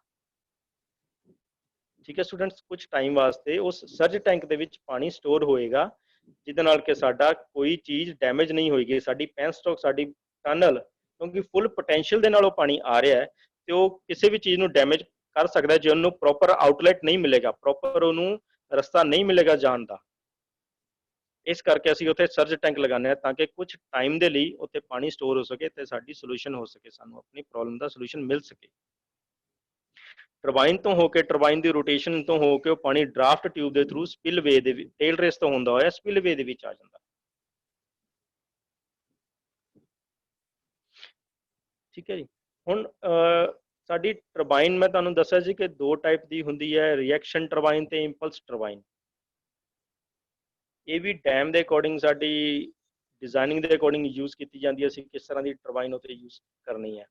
ਡਰਾਫਟ ਟਿਊਬ ਹੁੰਦੀ ਹੈ, ਇਹ ਸਾਡਾ ਇੱਕ ਸੇਫਟੀ ਹੈ, ਇੱਕ ਤਰ੍ਹਾਂ ਦਾ ਪ੍ਰੈਸ਼ਰ ਕ੍ਰੀਏਟ ਕਰਦਾ ਹੈ ਡਰਾਫਟ ਟਿਊਬ। ਜਿਵੇਂ ਤੁਹਾਨੂੰ ਦੱਸਿਆ ਸੀਗਾ ਕਿ ਹੁਣ ਡਾਇਗਰਾਮ ਦੇ ਅਕੋਰਡਿੰਗ ਤੁਸੀਂ ਦੇਖੋ, ਜੇ ਟਰਬਾਈਨ ਤੋਂ ਬਾਅਦ ਸਿੱਧਾ ਹੀ ਓਪਨਲੀ ਐਟਮੋਸਫੇਅਰ ਦੇ ਵਿੱਚ ਪਾਣੀ ਰਿਲੀਜ਼ ਹੋ ਜਾਏਗਾ ਤੇ ਉਹਦੇ ਤੇ ਪ੍ਰੋਪਰ ਪ੍ਰੈਸ਼ਰ ਨਹੀਂ ਰਹਿ ਪਾਏਗਾ, ਕਿਉਂਕਿ ਸੀਲਡ ਏਰੀਆ ਦੇ ਵਿੱਚ ਹੀ ਪ੍ਰੈਸ਼ਰ ਬਿਲਟ ਅਪ ਹੁੰਦਾ ਹੈ। ਓਪਨ ਏਰੀਆ ਦੇ ਵਿੱਚ ਪ੍ਰੈਸ਼ਰ ਬਿਲਟ ਅਪ ਨਹੀਂ ਹੁੰਦਾ, ਸੀਲਡ ਏਰੀਆ ਦੇ ਵਿੱਚ ਪ੍ਰੈਸ਼ਰ ਬਿਲਟ ਅਪ ਹੋਏਗਾ। ਇਸ ਕਰਕੇ ਉਸੇ ਅਸੀਂ ਡਰਾਫਟ ਟਿਊਬ ਲਗਾਉਂਦੇ ਹਾਂ। ਹੁਣ ਡਾਇਗਰਾਮ ਦੇ ਵਿੱਚ ਜਿਹੜੀ ਸ਼ੋ ਹੋ ਰਹੀ ਡਰਾਫਟ ਟਿਊਬ, ਉਹ ਸਾਡੀ ਐਲਬੋ ਟਾਈਪ ਹੈ। Elbow type draft tube show ਹੋ ਰਹੀ ਹੈ ਸਾਨੂੰ, ਜਿਹਦੇ ਨਾਲ ਕਿ ਇੱਕ ਪਾਣੀ ਦੀ ਰਿਲੀਜ਼ਿੰਗ ਹੋਏਗੀ, ਪਾਣੀ ਦਾ ਡਰੇਨ ਹੋਏਗਾ, ਉਹ ਅੱਗੇ ਟੇਲ ਰੇਸ ਤੋਂ ਹੁੰਦਾ ਹੋਇਆ, ਜਿਹੜਾ ਕਿ ਸਾਨੂੰ ਡੈਮ ਤੋਂ ਪਾਣੀ ਨਿਕਲਦਾ ਹੋਇਆ ਦਿਖਦਾ ਹੈ, ਉਹ ਸਾਡਾ ਟੇਲ ਰੇਸ ਤੋਂ ਹੁੰਦਾ ਹੈ, ਸਾਡਾ ਸਪਿਲਵੇ ਦੇ ਵਿੱਚ ਜਾਂਦਾ ਹੈ। ਨੋਰਮਲੀ ਸਾਰਿਆਂ ਨੇ ਡੈਮ ਤਾਂ ਦੇਖੇ ਹੋਣੇ ਪਿਕਚਰ ਦੇ ਵਿੱਚ ਜਾਂ ਵੀਡੀਓਜ਼ ਦੇ ਵਿੱਚ, ਮੂਵੀਜ਼ ਦੇ ਵਿੱਚ। ਉੱਥੋਂ ਜਿਹੜਾ ਪਾਣੀ ਨਿਕਲਦਾ ਉਹ ਸਾਡੀ ਸਪਿਲਵੇ ਹੈ ਸਾਰੀ, ਉਹ ਸਾਡਾ ਇੰਟਰਨਲੀ ਉੱਥੋਂ ਟੇਲ ਰੇਸ ਤੋਂ ਹੁੰਦਾ ਹੋਇਆ ਸਾਡੇ ਸਪਿਲਵੇ ਦੇ ਵਿੱਚ ਪਾਣੀ ਆਉਂਦਾ, ਜਿਹੜਾ ਕਿ ਅੱਗੇ ਰਿਲੀਜ਼ ਹੋ ਜਾਂਦਾ, ਅੱਗੇ ਰਿਵਰ ਦੇ ਵਿੱਚ ਮਿਲਦਾ ਹੈ ਆ ਕੇ। ਠੀਕ ਹੈ ਜੀ। ਹੁਣ ਇਹਦੇ ਵਿੱਚ ਆ ਤੁਹਾਡੀ ਵਰਕਿੰਗ ਤੁਸੀਂ ਦੇਖ ਲਈ ਸੀ, ਪਾਵਰ ਸਿਸਟਮ ਦੀ ਵਰਕਿੰਗ ਕਿਸ ਤਰ੍ਹਾਂ ਹੁੰਦੀ ਹੈ। ਸਪਿਲਵੇ ਕੀ ਚੀਜ਼ ਹੈ, ਜਿੱਥੋਂ ਪਾਣੀ ਨੇ ਡੁੱਲਣਾ ਹੈ, ਇੱਕ ਤਰ੍ਹਾਂ ਦਾ ਸੇਫਟੀ ਵਾਲ ਦੀ ਤਰ੍ਹਾਂ ਇਹਨੇ ਵਰਕਿੰਗ ਕਰਨੀ ਸਾਡੇ ਸਪਿਲਵੇ ਨੇ। ਸਪਿਲਵੇ ਐਕਚੁਅਲ ਦੇ ਵਿੱਚ ਸਾਡਾ ਓਵਰਫਲੋ ਨੂੰ ਰੋਕਦਾ ਹੈ। ਸਾਡਾ ਜਿਹੜਾ ਓਵਰਫਲੋ ਹੈ, ਜੇ ਅਸੀਂ ਸਿਰਫ ਪੈਨਸਟੋਕ ਦੇ ਉੱਤੇ ਡਿਪੈਂਡ ਰਵਾਂਗੇ ਕਿ ਉੱਥੋਂ ਸਾਡਾ ਜਿਹੜਾ ਪਾਣੀ ਦੀ ਰਿਲੀਜ਼ਿੰਗ ਹੋ ਰਹੀ, ਪਿੱਛੋਂ ਜੇ ਪਾਣੀ ਵੱਧ ਗਿਆ, ਪਾਣੀ ਦੀ ਆਪਣਾ ਕੈਚਮੈਂਟ ਏਰੀਆ ਤੋਂ ਰਿਜ਼ਰਵਾਇਰ ਦੇ ਵਿੱਚ ਪਾਣੀ ਵੱਧ ਆ ਰਿਹਾ, ਪਿੱਛੇ ਸਨੋਫਾਲ ਵੱਧ ਹੋ ਗਿਆ, ਰੇਨਫਾਲ ਹੋ ਗਿਆ, ਰੇਨਿੰਗ ਜ਼ਿਆਦਾ ਹੋ ਰਹੀ ਹੈ ਤੇ ਸਾਨੂੰ ਪਾਣੀ ਦੀ ਅਵੇਲੇਬਿਲਿਟੀ ਵੱਧ ਗਈ, ਤੇ ਉਹ ਕਿਸ ਤਰ੍ਹਾਂ ਨਿਕਲੇਗਾ ਜੇ ਅਸੀਂ ਉੱਥੇ ਸਪਿਲਵੇ ਨਹੀਂ ਬਣਾਇਆ ਹੋਏਗਾ। ਸਪਿਲਵੇ ਸਾਡਾ ਸੇਫਟੀ ਵਾਲ ਹੈ, ਜਿਹੜਾ ਕਿ ਰੈਗੂਲਰਿਟੀ ਦੇ ਵਿੱਚ ਪਾਣੀ ਦਾ ਫਲੋ ਉੱਥੋਂ ਹੁੰਦਾ ਰਹਿੰਦਾ ਹੈ। ਇਹਦੇ ਟਾਈਪਸ ਵੱਖਰੇ ਵੱਖਰੇ ਨੇ, ਡਿਪੈਂਡ ਕਰਦਾ ਹੈ ਸਾਡੇ ਡੈਮ ਦੀ ਡਿਜ਼ਾਈਨਿੰਗ ਦੇ ਉੱਤੇ। ਸਰਜ ਟੈਂਕ ਸਾਡਾ ਇਹ ਵੀ ਸੇਫਟੀ ਵਾਲ ਹੈ, ਸਾਡੀ ਸੇਫਟੀ, ਸਾਡੀ ਕਿਸੇ ਤਰ੍ਹਾਂ ਦੀ ਡੈਮੇਜ ਨੂੰ ਰੋਕਣ ਵਾਸਤੇ, ਕੋਈ ਪ੍ਰੋਬਲਮ, ਕੋਈ ਚੀਜ਼ ਪਾਰਟ ਸਾਡਾ ਸਟਕ ਹੁੰਦਾ, ਉਸ ਚੀਜ਼ ਦੀ ਡੈਮੇਜ ਨੂੰ ਰੋਕਣ ਵਾਸਤੇ ਅਸੀਂ ਸਰਜ ਟੈਂਕ ਲਗਾਉਂਦੇ ਹਾਂ। ਛੋਟਾ ਰਿਜ਼ਰਵਾਇਰ ਅਸੀਂ ਉੱਥੇ ਲਗਾਉਂਦੇ ਹਾਂ ਤਾਂ ਕਿ ਸਾਨੂੰ ਕੁਝ ਟਾਈਮ ਮਿਲ ਸਕੇ ਸਾਡੀ ਪ੍ਰੋਬਲਮ ਦੇ ਸੋਲੂਸ਼ਨ ਵਾਸਤੇ। ਟਰੈਸ਼ ਰੈਕ ਤੁਹਾਨੂੰ ਮੈਂ ਦੱਸ ਚੁੱਕਾ। ਟਰੈਸ਼ ਰੈਕ ਸਾਡਾ ਉਹ ਹੈ ਜਿੱਥੋਂ ਅਸੀਂ ਵੇਸਟ ਮਟੀਰੀਅਲ ਜਿਹੜਾ ਕਿ ਪਾਣੀ ਦੇ ਵਿੱਚ ਫਲੋ ਹੋ ਕੇ ਸਾਡੇ ਡੈਮ ਤੱਕ ਪਹੁੰਚਦਾ ਹੈ, ਤੇ ਸਾਡੇ ਡੈਮ ਨੂੰ ਜਾਂ ਸਾਡੇ ਪੈਨਸਟੋਕ ਨੂੰ, ਟਨਲ ਨੂੰ, ਆਪਣਾ ਵਾਲਵ ਨੂੰ, ਸੇਫਟੀ ਵਾਲ ਨੂੰ, ਜਾਂ ਸਾਡੀ ਟਰਬਾਈਨ ਤੱਕ ਨੂੰ ਡੈਮੇਜ ਕਰ ਸਕਦਾ ਹੈ। ਇਸ ਕਰਕੇ ਅਸੀਂ ਉੱਥੇ ਟਰੈਸ਼ ਰੈਕ ਲਗਾਉਂਦੇ ਹਾਂ। ਬਿਗ ਸਮਾਲ ਮੀਨਸ ਕਿ ਅਸੀਂ ਪਹਿਲਾਂ ਉੱਥੇ ਵੱਡਾ ਟਰੈਸ਼ ਰੈਕ ਲਗਾਉਂਦੇ ਹਾਂ ਜਿੱਥੇ ਵੱਡੇ ਪਾਰਟੀਕਲਸ ਆ ਕੇ ਰੁਕ ਸਕਣ, ਫਿਰ ਅੱਗੇ ਅਸੀਂ ਛੋਟਾ ਟਰੈਸ਼ ਰੈਕ ਲਗਾਉਂਦੇ ਹਾਂ ਕਿ ਸਮਾਲ ਪਾਰਟੀਕਲਸ ਉੱਥੇ ਆ ਕੇ ਰੁਕ ਸਕਣ, ਜਿਹੜੇ ਕਿ ਟਰੈਸ਼ ਰੈਕ ਤੋਂ ਅੱਗੇ ਨਾ ਜਾਣ। ਤੇ ਟਾਈਮ ਟੂ ਟਾਈਮ ਇਹਨਾਂ ਦੀ ਕਲੀਨਿੰਗ ਹੋਣੀ ਜ਼ਰੂਰੀ ਹੈ ਤੇ ਹੁੰਦੀ ਰਹਿੰਦੀ ਹੈ, ਜਿਹਦੇ ਨਾਲ ਕਿ ਵਾਟਰ ਦੀ ਫਲੋ ਦੇ ਵਿੱਚ ਕਿਸੇ ਤਰ੍ਹਾਂ ਦੀ ਕੋਈ ਰਿਸਟ੍ਰਿਕਸ਼ਨਸ ਨਹੀਂ ਆਉਂਦੀਆਂ। ਪਾਵਰ ਹਾਊਸ ਤੁਹਾਨੂੰ ਮੈਂ ਦੱਸ ਚੁੱਕਾ, ਟੇਲ ਰੇਸ ਦੱਸ ਚੁੱਕਾ, draft tube, prime mover, dam, ਇਹ ਸਾਰੇ ਇਸੈਂਸ਼ੀਅਲ ਪਾਰਟਸ ਨੇ ਜਿਹੜੇ ਪ੍ਰਾਇਮਰੀ ਤੇ ਸੇਫਟੀ ਡਿਵਾਈਸਿਸ ਤੁਹਾਡੇ ਕਲੀਅਰ ਹੋ ਚੁੱਕੇ ਨੇ। ਜੇ ਫਿਰ ਵੀ ਕੋਈ ਡਾਊਟ ਹੋਇਆ ਤਾਂ ਪਲੀਜ਼, ਕੁਆਰੀਜ਼ ਹੋਈਆਂ ਤਾਂ ਪੁੱਛ ਲਿਓ ਮੈਨੂੰ। ਕੈਚਮੈਂਟ ਏਰੀਆ ਤੁਹਾਨੂੰ ਪਤਾ ਲੱਗ ਚੁੱਕਾ, ਕੈਚਮੈਂਟ ਏਰੀਆ ਜਿੱਥੋਂ ਪਾਣੀ ਦੀ ਅਵੇਲੇਬਿਲਿਟੀ ਹੋਣੀ, ਸਾਨੂੰ ਅਲੱਗ-ਅਲੱਗ ਏਰੀਆ ਤੋਂ, ਅਲੱਗ-ਅਲੱਗ ਲੋਕੇਸ਼ਨ ਤੋਂ ਸਾਨੂੰ ਪਾਣੀ ਮਿਲਣਾ। ਮਾਊਂਟੇਨਸ ਦੇ ਵਿੱਚ ਤੇ ਹਿੱਲੀ ਏਰੀਆ ਦੇ ਵਿੱਚ ਜਿਹੜਾ ਪਾਣੀ ਸਾਨੂੰ ਮਿਲ ਰਿਹਾ ਹੈ, ਉਹਨੂੰ ਅਸੀਂ ਕੈਚਮੈਂਟ ਏਰੀਆ ਦੇ ਵਿੱਚ ਅਸੀਂ ਜਮ੍ਹਾਂ ਕਰਨਾ। ਮੀਨਸ ਕਿ ਇੱਕ ਏਰੀਆ ਦੇ ਵਿੱਚ ਆ ਕੇ ਉਹ ਪਾਣੀ ਇਕੱਠਾ ਹੋ ਰਿਹਾ ਨੈਚੁਰਲ ਰਿਸੋਰਸਿਸ ਦੇ ਥਰੂ, ਉੱਥੇ ਅਸੀਂ ਵਾਟਰ ਦੇ ਫਲੋ ਨੂੰ, ਮੀਨਸ ਕਿ ਜਿਹੜਾ ਰੈਗੂਲਰ ਫਲੋ ਹੈ, ਨੋਰਮਲ ਫਲੋ ਹੈ, ਉਹਨੂੰ ਅਸੀਂ ਰੋਕ ਦਿੰਦੇ ਹਾਂ। ਅੱਗੇ ਡੈਮ ਲਗਾ ਕੇ ਉਹਨੂੰ ਅਸੀਂ ਰੋਕ ਦਿੰਦੇ ਹਾਂ। ਉੱਥੇ ਫਿਰ ਜਦੋਂ ਰੁਕ ਜਾਂਦਾ ਹੈ ਤੇ ਉਹ ਰਿਜ਼ਰਵਾਇਰ ਬਣ ਜਾਂਦਾ ਹੈ। ਜਿੰਨਾ ਏਰੀਆ ਦੇ ਵਿੱਚ ਪਾਣੀ ਇਕੱਠਾ ਹੋਏਗਾ, ਲੁੱਕ ਲਾਈਕ ਲੇਕ ਦੀ ਤਰ੍ਹਾਂ ਸਾਨੂੰ ਦਿਖੇਗਾ, ਉਹ ਪਾਣੀ ਜਿਹੜਾ ਰੁਕਿਆ ਸਾਨੂੰ ਦਿਖੇਗਾ, ਉਹ ਸਾਡਾ ਰਿਜ਼ਰਵਾਇਰ ਹੈ। ਠੀਕ ਹੈ ਜੀ, ਉਹ ਸਾਡਾ ਰਿਜ਼ਰਵਾਇਰ ਹੈ। ਤੇ ਡੈਮ ਤੋਂ ਅਸੀਂ ਕੀ ਕਰਦੇ ਹਾਂ, ਡੈਮ ਤੋਂ ਅਸੀਂ ਪਾਣੀ ਨੂੰ ਕੰਟਰੋਲ ਕਰਨਾ। ਕੰਟਰੋਲ ਕਰਨਾ ਮੀਨਸ ਕਿ ਉਹਨੂੰ ਅਸੀਂ ਆਪਣੇ ਅਕੋਰਡਿੰਗ, ਆਪਣੀ ਰਿਕੁਆਇਰਮੈਂਟ ਦੇ ਅਕੋਰਡਿੰਗ ਜਾਂ ਆਪਣੀ ਮਰਜ਼ੀ ਦੇ ਅਕੋਰਡਿੰਗ ਅਸੀਂ ਉਹਨੂੰ ਅੱਗੇ ਫਲੋ ਕਰਨਾ ਹੈ, ਵੀ ਕਿਸ ਡਾਇਰੈਕਸ਼ਨ ਦੇ ਵਿੱਚ, ਕਿਸ ਡਾਈਵਰਜਨ ਦੇ ਵਿੱਚ ਉਹਨੂੰ ਅਸੀਂ ਅੱਗੇ ਭੇਜਣਾ ਹੈ। ਇਸ ਕਰਕੇ ਉੱਥੇ ਅਸੀਂ ਡੈਮ ਬਣਾਉਂਦੇ ਹਾਂ ਤੇ ਅਸੀਂ ਉਸ ਵਾਟਰ ਫਲੋ ਨੂੰ ਅਸੀਂ ਯੂਜ਼ ਕਰਦੇ ਹਾਂ ਐਜ਼ ਮਤਲਬ ਕਿ ਨੈਚੁਰਲ ਰਿਸੋਰਸਿਸ ਦੇ ਵਿੱਚ ਅਸੀਂ ਉਹਨੂੰ ਯੂਜ਼ ਕਰਦੇ ਹਾਂ ਇਲੈਕਟ੍ਰੀਕਲ એનર્ਜੀ ਬਣਾਉਣ ਵਾਸਤੇ। ਹੁਣ ਪਾਣੀ ਵਹਿ ਰਿਹਾ ਉਹ ਤਾਂ ਜਾ ਹੀ ਰਿਹਾ, ਉਹਨੂੰ ਅਸੀਂ ਯੂਜ਼ ਕਰ ਰਹੇ ਹਾਂ, ਵਹਿੰਦੇ ਹੋਏ ਪਾਣੀ ਨੂੰ ਅਸੀਂ ਯੂਜ਼ ਕਰ ਰਹੇ ਹਾਂ ਕਿ ਉਹ ਸਾਨੂੰ ਜਾਂਦਾ ਹੋਏ ਕੋਈ ਫਾਇਦਾ ਦੇ ਸਕੇ ਸਾਡੀ। ਕਿਉਂਕਿ ਪਹਿਲਾਂ ਦੇਖੋ ਟਾਈਮ ਦੇ ਵਿੱਚ, ਪੁਰਾਣੇ ਸਮੇਂ ਦੇ ਵਿੱਚ ਘਰਾਟ ਹੁੰਦੇ ਸੀ ਪਿੰਡਾਂ ਆਪਣੇ ਹਿਲੀ ਏਰੀਆ ਦੇ ਵਿੱਚ ਨਾ ਘਰਾਟ, ਉਹ ਵੀ ਪਾਣੀ ਨੂੰ ਇੱਦਾਂ ਜਿੱਥੇ ਛੋਟੇ ਛੋਟੇ ਝਰਨੇ ਜਾਂ ਛੋਟੇ ਛੋਟੇ ਵਾਟਰਫਾਲ ਹੁੰਦੇ ਸੀ, ਉੱਥੋਂ ਅਸੀਂ ਅੰਦਰਲੀ ਨਾ ਇੱਕ ਪਾਈਪਲਾਈਨ ਵਿਛਾ ਕੇ ਜਾਂ ਓਪਨਲੀ ਵੀ ਹੁੰਦਾ ਸੀਗਾ, ਜਿੱਥੇ ਅਸੀਂ ਪਾਈਪਲਾਈਨ ਨਹੀਂ ਸੀ ਵਿਛਾਉਂਦੇ, ਓਪਨਲੀ ਇੱਕ ਛੋਟੀ ਜਿਹੀ ਨਾਲੀ ਬਣਾ ਕੇ ਉੱਥੋਂ ਅਸੀਂ ਵਾਟਰ ਦਾ ਫਲੋਇੰਗ ਲੈ ਕੇ ਅੱਗੇ ਅਸੀਂ ਘਰਾਟ ਬਣਾਇਆ ਹੁੰਦਾ ਸੀ। ਇੱਕ ਉਹ ਵੀ ਇੱਕ ਛੋਟੀ ਜਿਹੀ ਟਰਬਾਈਨ ਹੁੰਦੀ ਸੀ, ਉਹਦੇ ਉੱਪਰ ਆ ਕੇ ਪਾਣੀ ਹਿੱਟ ਕਰਦਾ ਸੀ ਤੇ ਉਹਦੇ ਨਾਲ ਜੁੜੀ ਹੁੰਦੀ ਸੀ ਸਾਡੀ ਚੱਕੀ, ਜਿਹੜਾ ਕਿ ਵਾਟਰ ਦੇ ਫਲੋ ਨਾਲ ਹੌਲੀ ਹੌਲੀ ਮੂਵ ਕਰਦੀ ਸੀ। ਉੱਥੇ ਅਸੀਂ ਕੋਈ ਕਿਸੇ ਤਰ੍ਹਾਂ ਦਾ ਪੈਨਸਟੋਕ ਨਹੀਂ ਸੀ ਲਗਾਉਂਦੇ, ਕਿਉਂਕਿ ਉਸ ਟਾਈਮ ਇੰਨੀ ਟੈਕਨੀਕਸ ਨਹੀਂ ਸੀ ਆਈਆਂ, ਬਟ ਇੱਕ ਟੈਕਨੀਕ ਸੀਗੀ ਉੱਥੇ ਕਿ ਉਸ ਸੋਰਸਿਸ ਨੂੰ ਉਹਨਾਂ ਨੇ ਯੂਜ਼ ਕੀਤਾ। ਉਸੇ ਸੋਰਸਿਸ ਨੂੰ ਅਸੀਂ ਅੱਗੇ ਟੈਕਨੀਕਲ ਪੁਆਇੰਟ ਦੇ ਨਾਲ ਲੈ ਕੇ ਅਸੀਂ ਇਹਨੂੰ ਹੋਰ ਮੋਡੀਫਾਈ ਕਰਕੇ ਅਸੀਂ ਪੈਨਸਟੋਕ ਲਗਾ ਕੇ ਉਹਨੂੰ ਅਸੀਂ ਟਰਬਾਈਨ ਦੇ ਰੂਪ ਵਿੱਚ ਅੱਗੇ ਇਲੈਕਟ੍ਰੀਕਲ ਜਨਰੇਸ਼ਨ ਵਾਸਤੇ ਯੂਜ਼ ਕੀਤਾ ਹੈ। ਇਹ ਘਰਾਟ ਦਾ ਹੀ ਇੱਕ ਰੂਪ ਹੈ।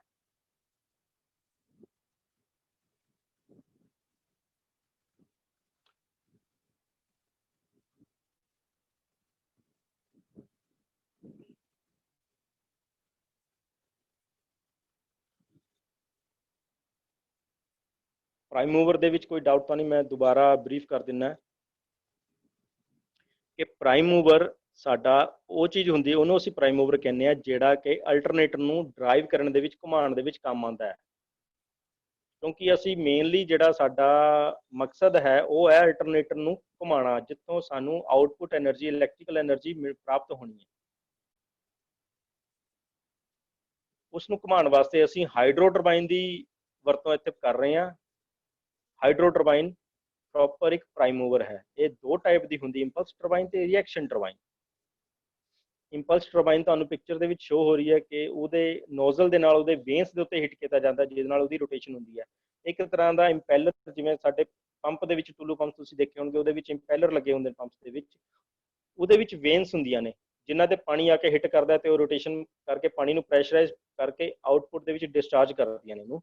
ਉਸੇ ਤਰ੍ਹਾਂ ਇਹ ਹੁੰਦਾ, ਇਹਦੇ ਉੱਤੇ ਜਦੋਂ ਇਹਦੀ ਵੇਨਸ ਦੇ ਉੱਤੇ ਪਾਣੀ ਨੇ ਨੋਜ਼ਲ ਦੇ ਥਰੂ ਪ੍ਰੈਸ਼ਰ ਨਾਲ ਹਿੱਟ ਕਰਨਾ ਹੈ ਤੇ ਇਹਦੇ 'ਚ ਰੋਟੇਸ਼ਨ ਆ ਜਾਣੀ ਹੈ ਤੇ ਇਹਦੇ ਨਾਲ ਜੁੜੀ ਹੋਈ ਸ਼ਾਫਟ ਮੂਵ ਕਰੇਗੀ। ਸ਼ਾਫਟ ਦੇ ਨਾਲ ਸਾਡੀ ਕਪਲਡ ਹੈ ਜੀ ਅਲਟਰਨੇਟਰ ਦੀ ਰੋਟੇਸ਼ਨ ਹੋਏਗੀ ਤੇ ਉਹਨੇ ਪੋਟੈਂਸ਼ੀਅਲ એનર્ਜੀ ਤੋਂ ਕਾਈਨੈਟਿਕ એનર્ਜੀ ਦੇ ਵਿੱਚ ਬਦਲ ਕੇ ਇੱਕ ਰੋਟੇਟਿੰਗ એનર્ਜੀ ਬਣਾਉਣੀ ਹੈ। ਰੋਟੇਟਿੰਗ એનર્ਜੀ ਤੋਂ ਸਾਡੇ ਅਲਟਰਨੇਟਰ ਨੇ ਇਲੈਕਟ੍ਰੀਕਲ એનર્ਜੀ ਬਣਾਉਣੀ। ਅਸੀਂ એનર્ਜੀ ਤੋਂ ਹੀ ਅੱਗੇ એનર્ਜੀ ਲੈ ਰਹੇ ਹਾਂ। ਰਿਐਕਸ਼ਨ ਟਰਬਾਈਨ ਦੇ ਵਿੱਚ ਇਹ ਹੁੰਦਾ ਕਿ ਉੱਥੇ ਓਪਨਲੀ ਮਤਲਬ ਕਿ ਪੈਨਸਟੋਕ ਦੇ ਥਰੂ ਪਾਣੀ ਆ ਰਿਹਾ ਤੇ ਉਹਨੇ ਸਾਡੇ ਗਾਈਡ ਵੇਨਸ ਦੇ ਥਰੂ ਇਨਲੈਟ ਹੋ ਕੇ ਸਾਡੇ ਰਨਰ ਪਲੇਟਸ ਦੇ ਉੱਤੇ ਹਿੱਟ ਕਰਨਾ। ਰਨਰ ਪਲੇਟਸ ਨੇ ਰੋਟੇਸ਼ਨ ਲਿਆਣੀ ਹੈ ਤੇ ਟਰਬਾਈਨ ਦੀ ਮੂਵਮੈਂਟ ਹੋਣੀ ਹੈ। ਕਲੀਅਰ ਜੀ।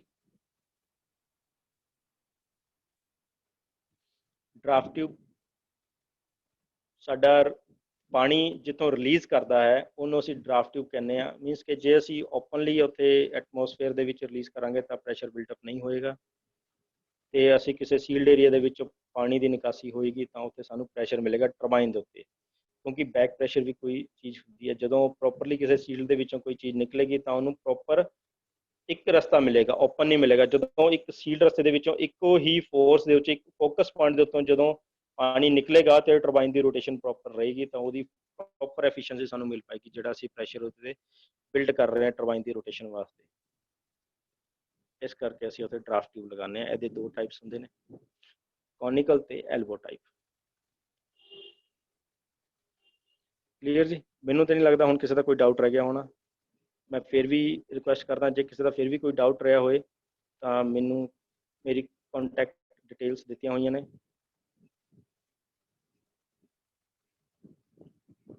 ਉਸ 'ਤੇ ਤੁਸੀਂ ਕੁਆਰੀਜ਼ ਆਪਣੀ ਕਰ ਸਕਦੇ ਹੋ। ਠੀਕ ਹੈ ਜੀ, thank you very much, thank you.